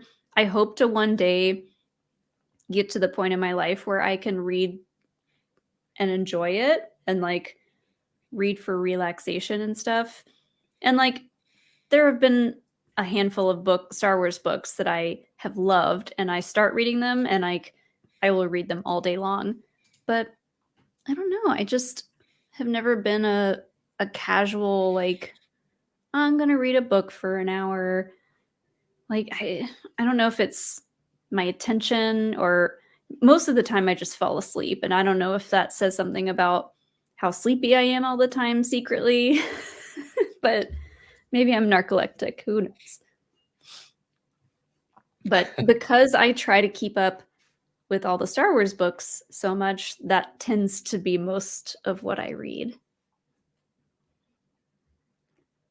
Same. Yeah. But, we're doomed to read Star Wars. Oh, what a life. Ruroshin has the next one. Back when we were talking about cartoon theme song, says, no Darkwing Duck, blasphemy. Darkwing Duck was my jam. I loved Darkwing Duck. Is that the Batman duck? Yes. Is he in the Batman universe? Like the No. cartoon? No, he's in the DuckTales universe. Okay. I didn't But know if he there was was like a awesome. crazy crossover. I mean, maybe. Multiverse. We can only hope. Not that I know of, but I did love Darkwing Duck. He had a really cool, what do you call, like a cast of villains? What do you call that? Rogues Gallery. That's what I'm thinking of. Oh, yeah. Fun. Darth Nicholas has the next 3 in a row. Unless I'm just being dumb, before the premiere, I thought for sure the IG-11 monument was just a carving and not the actual droid itself. No, I thought that too. Yeah, I mean, we never got a close-up look of it, so I don't think there was any way to definitely tell for sure. But This was one of my favorite Star Wars reveals in recent memory. I liked it as well. I loved when they first go up to it and like Din's talking to Grogu and he's like, "Remember him?" Yeah, And I remember was your like- buddy? He Okay. protected you? Took you on that fun speeder bike ride? Hmm. Thank you, Ruroshin. Darkwing Duck is awesome. Darth Nicholas's next one says, "Is it just me, or did Kalavala have some serious Caladan?" Oh, that makes sense. Caladan from Dune vibes. And thank you for putting from Dune, because I honestly would have forgotten, but that's the Atreides home world. And yeah, it was rainy and grassy. That's kind of Caladan's thing, right? You're talking to the wrong gal. I know. Chat can tell you. Kalevala and Caladan. Yeah, Yeah, it kind of makes sense. I see that. Doomslayer said, "So Scotland." Sure. Scotland in space. And the next one says, superficially speaking, Kalevala is to Caladan what House Kryze is to House Atreides. Right. Yeah. That's like the ancestral seat of House Atreides is Caladan, Oh, okay. where Paul and Oscar Isaac start in that movie. Where they start? Yeah. Before they go to Dune. You saw that movie. We split a bottle of wine and it was very long. I need to My I need to favorite rewatch it. my favorite part of going to see Dune in the theater was like we were an hour and a half into it and Molly was like, "I have to pee so bad." And I was like, Because we split a bottle of wine and the Yeah. movie's super long. and I was like, "I think you're okay to go ahead and go to the bathroom." The second she walked out the door, something happened where I was like, "Uh-oh, Oscar Isaac's character is about to go through something." And I then went to- Molly came back in and everything was on fire. It was literally that Troy meme where he comes back in with the pizza and everything's on fire. And you were like, "What happened?" And I was I like, le- "So?" It was like relatively quiet when I left, and I tried to hurry too. But yeah, I walked back in, and there was like fire and explosions, and it was loud. And I was like walking up the steps, like, what? What happened? What I miss? Was I gone forever? Like, I don't know. I'll figure it out. I'll rewatch the movie before I we go told see you to the go to the next one. bathroom at like the worst possible time, but I was like, "I think you're okay." That- And I'd read the book. I don't know. That's not on you. I mean, we didn't know it was coming. I kind of knew. I had to pee real bad.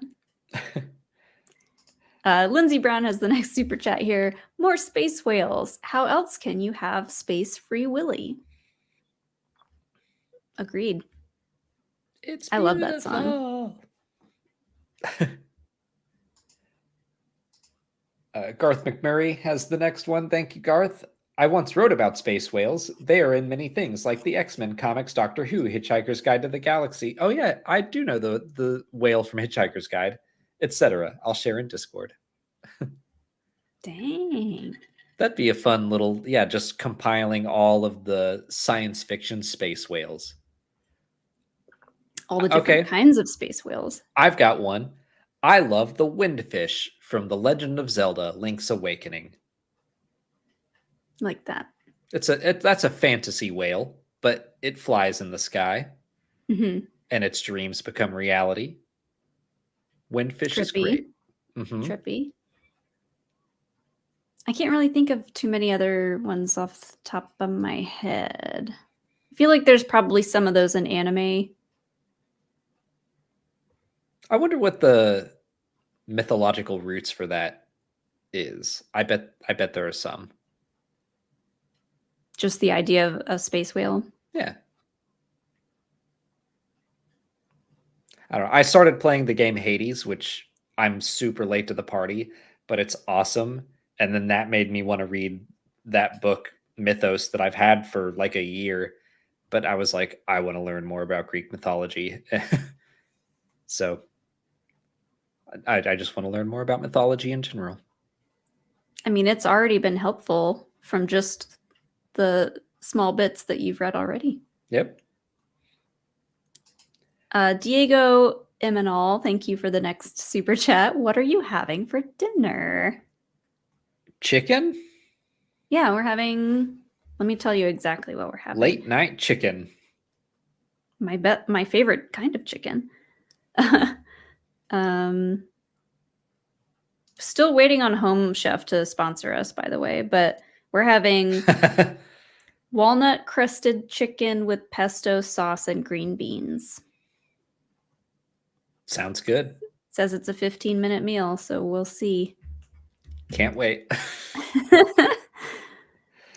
I haven't eaten in 8 hours. Andrew 711. Thank you for the next one. Mine. I had lunch. I had lunch at a normal hour. Excuse me. Andrew 711 just says Gmod. Talking about video games. I have played some Gmod, but not enough of it. Like I don't fully understand it. It's called Gary's Mod. It's using like the Valve Half-Life engine, and it's kind of an open world sandbox game. You can do and build anything in it, kind of make your own games.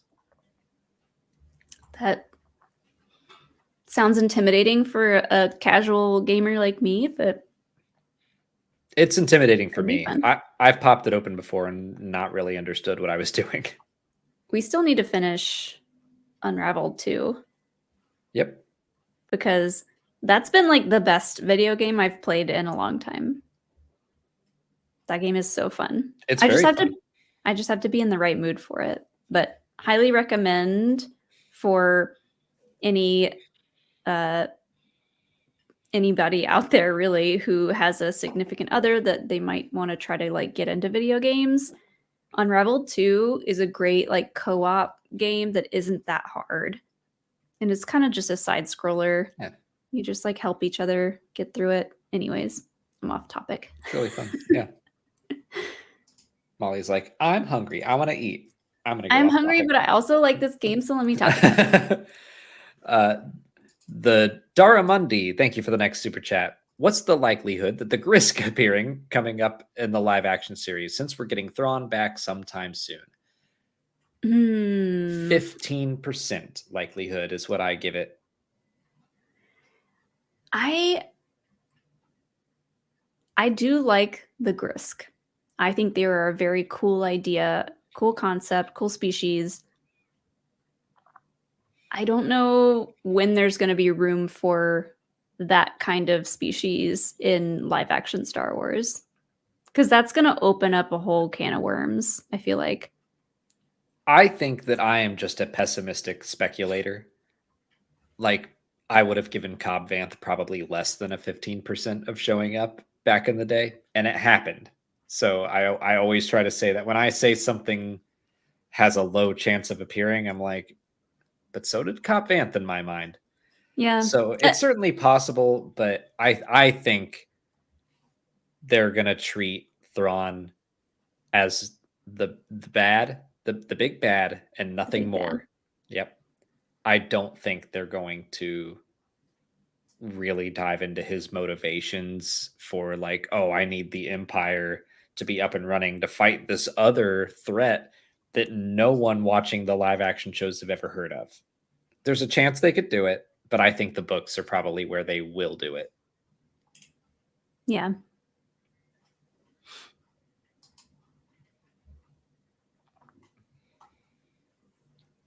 Ken Plume has the next super chat that says, seriously, why play Fortnite with us Kens? It's not about the Kens. I love the Kens. I just love Fortnite. Fortnite, not my game. Oh, are we playing that caveman board game now? He started it. Where we can only talk in one syllable words. Ken start it. Ken start. Now me do too. That's such a fun game. But we love Kens. True. Lord Hosk, with the question of the night here. Thank you so much. Are we keeping you from something? A con, perhaps? I don't know what that is. Planet in the Outer Rim Territories Mandalore sector, located within the Mandalore system. Akan occupied the second orbit around the system's star, Mandalore, between the orbits of Nog and Trayson. Nog. This is Nog. Yeah, that made me laugh. We're in deep legend stuff right now. This is from the Essential Atlas and only the Essential Atlas. Yes, we will be heavily exploring the idea of this planet after the stream. Lord Hosky, we're keeping us from Akan. Real quick, I'll just say bye, Nicholas. Thank you so much for all of the support. Oh, wait, they had one more super chat we could read. Oh, okay, let's do that real quick. Wooher, the Cantina bartender, was the first Star Wars character to have a distrust of droids after his parents were killed by them during the Clone Wars. Could he have been the inspiration for Din's backstory? HG has a hilarious vid. Hello Greedo has a hilarious vid on Wooher. Maybe. I mean, I feel like a lot of parents were killed in the Clone Wars, but it's possible. I was just going to say I would be surprised if Jon Favreau read that story. Yeah. I think the droid thing was Jon Favreau's own idea. Yeah. But this is a good theory too, and I also really like Wooher as a character. Mm-hmm. But see you later, Darth Nicholas. Thanks for hanging Darth out. Nicholas. Thanks for all the super chats, as always. Madison Badger has the next one here. My two favorite channels, Blind Wave and Star Wars Explained. I don't want to say what it. I'm sure that was a mistake, but unless that is like a term of endearment for them. But Blind Wave and Star Wars Explained. Thanks for the combo. Parentheses. May I ask your favorite R2D2 moment? I wish we had this question while they were still with us, Eric and Aaron from Blind Wave, but favorite R2D2 moment.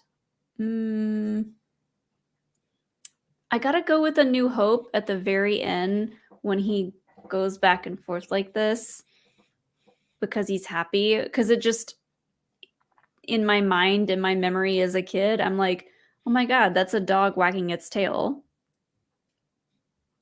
That's what that is. And I was like so just tickled by it. It's so cute. Two thoughts jumped into my head. I guess I should go with my gut reaction is when he pushes C-3PO off of the sail barge. Yeah, that's a good one. That immediately popped into my head. I love their relationship together and C-3PO being like, oh, I couldn't possibly do that. And he's just like, shove. But I also thought of when he plugs into the power socket instead of the computer terminal and like electrocutes himself and then drives into the wall. Specifically that part. When Classic. He drives into the wall, it makes me laugh. Classic R2 moment. Also, in was it Revenge of the Sith, where he sets those B2s on fire? Savage, yeah.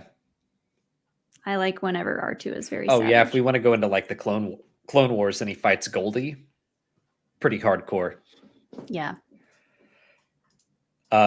Solid. Like, I just kind of took a breath to remember Lindsey Brown's suggestion of the tug of war with Yoda and Yoda. I mean, that's more, I think I like Yoda more in that moment. Yeah. Just like smacking him with the crazy cane. old man with a stick. I love. I get my beater. Ooh, ha, ooh, ooh. And it's like, can't not think of Seagulls. Stop it now. God. Such a great moment. Ice has another super chat here. Now I need to see Din's reaction to seeing Pergil. Is that a whale? He gets so confused at the most basic Star Wars stuff. How's he going to take seeing space whales? Let Bo-Katan see them too so she can pull that what face again. I like the Din's idea gonna of be Din. like, what?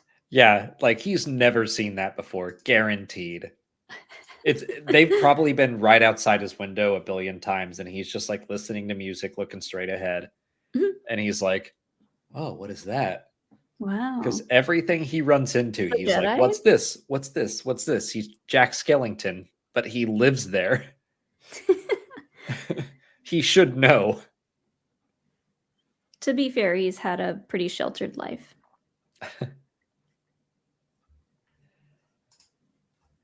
Chazatron 5000 has we've reached the list of super chats. Thank you so much, Chazatron. Ken Plume, how dare you? Sent in another one.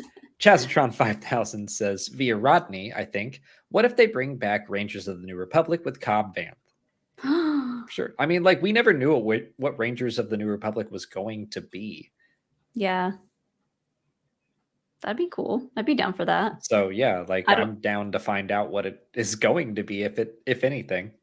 I'd be curious to see if Timothy Oliphant would be down for a whole show like that, but if he is, then yeah, let's do it. Yeah, bring back Cobb Vanth, put Carson Teva in there. I'm all about it. Yes. I don't know what their plans are now, but we'll see. Ken Plume says, here's to hour 5 and Ken's playing Fortnite with Molly. With me? I never agreed to that. Oh, easy. Okay, cool. I'm fine with that. I'm not jealous at all. See, I'm bad at video games that I'm not good at because I will get frustrated and just stop playing. I'm a bad teammate when it comes to that stuff. And then we are going to start wrapping it up here soon, but Rebel Commander 7 Star Wars Jurassic has this maybe last super chat. Thrawn books closest to Star Wars without being Star Wars amazing. Closest. Okay, I think I get it. I think they're saying the Thrawn books are the closest to being Star Wars without like having a lot of the core Star Wars elements. Because it's in the Chiss Ascendancy, the Force is present, but in a different way. There's no Empire for the most part. Mostly talking about the Ascendancy trilogy. I think I get that. And yeah, when I read Chaos Rising, I think Chaos Rising was the first Ascendancy book. I forgot I was reading a Star Wars book for a second. Mm-hmm. So yeah, I think that's good. Well, I think that's going to wrap it up for us. I will bring up Harrison's comment here. Don't forget to like the stream. If you liked it, if you had fun, just drop it a little thumbs up. It helps us out here on the channel. It helps YouTube understand that people enjoy these. So, if you didn't like it, keep it to yourself. No, I mean, do they still do the thumbs down? No, they took that away for some dumb reason. Well, I guess then, yeah, there's no thumbs down anymore, but yeah, give it a thumbs up if you liked it.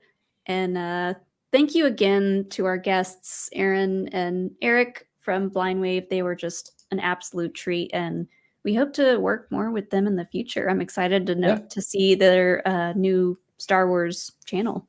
Yeah, go check out their links in the description, including Wave Squadron, their their new Star Wars channel. We are going to leave you, but we're not going to abandon you. We're going to send you to our friends over at Pink Milk, who, let me make sure they're still streaming, but I think they are. They are. I've got it pulled up. Okay, great. We have this stream set up to redirect them. So even if you don't want to stay, like go say Star Wars Explained sent you, and go hang out with them because they're great. They're super fun. They're talking about Mando. Say hey to them for us. They just had something in Star Wars canon named after their that's show. true. Oh yeah, that's a good thing to say. I always like to send people with something to say. Drop into their chat and just say Pink Milk is canon and be excited about it because it is, and that's cool. Thank you, Justina Ireland, for writing that into the Sana Staros comic. The Pink Milk is canon. We are going to go have dinner and relax. Chicken because and we've green been beans. talking about Star Wars for 15 and a half hours now. Oh boy.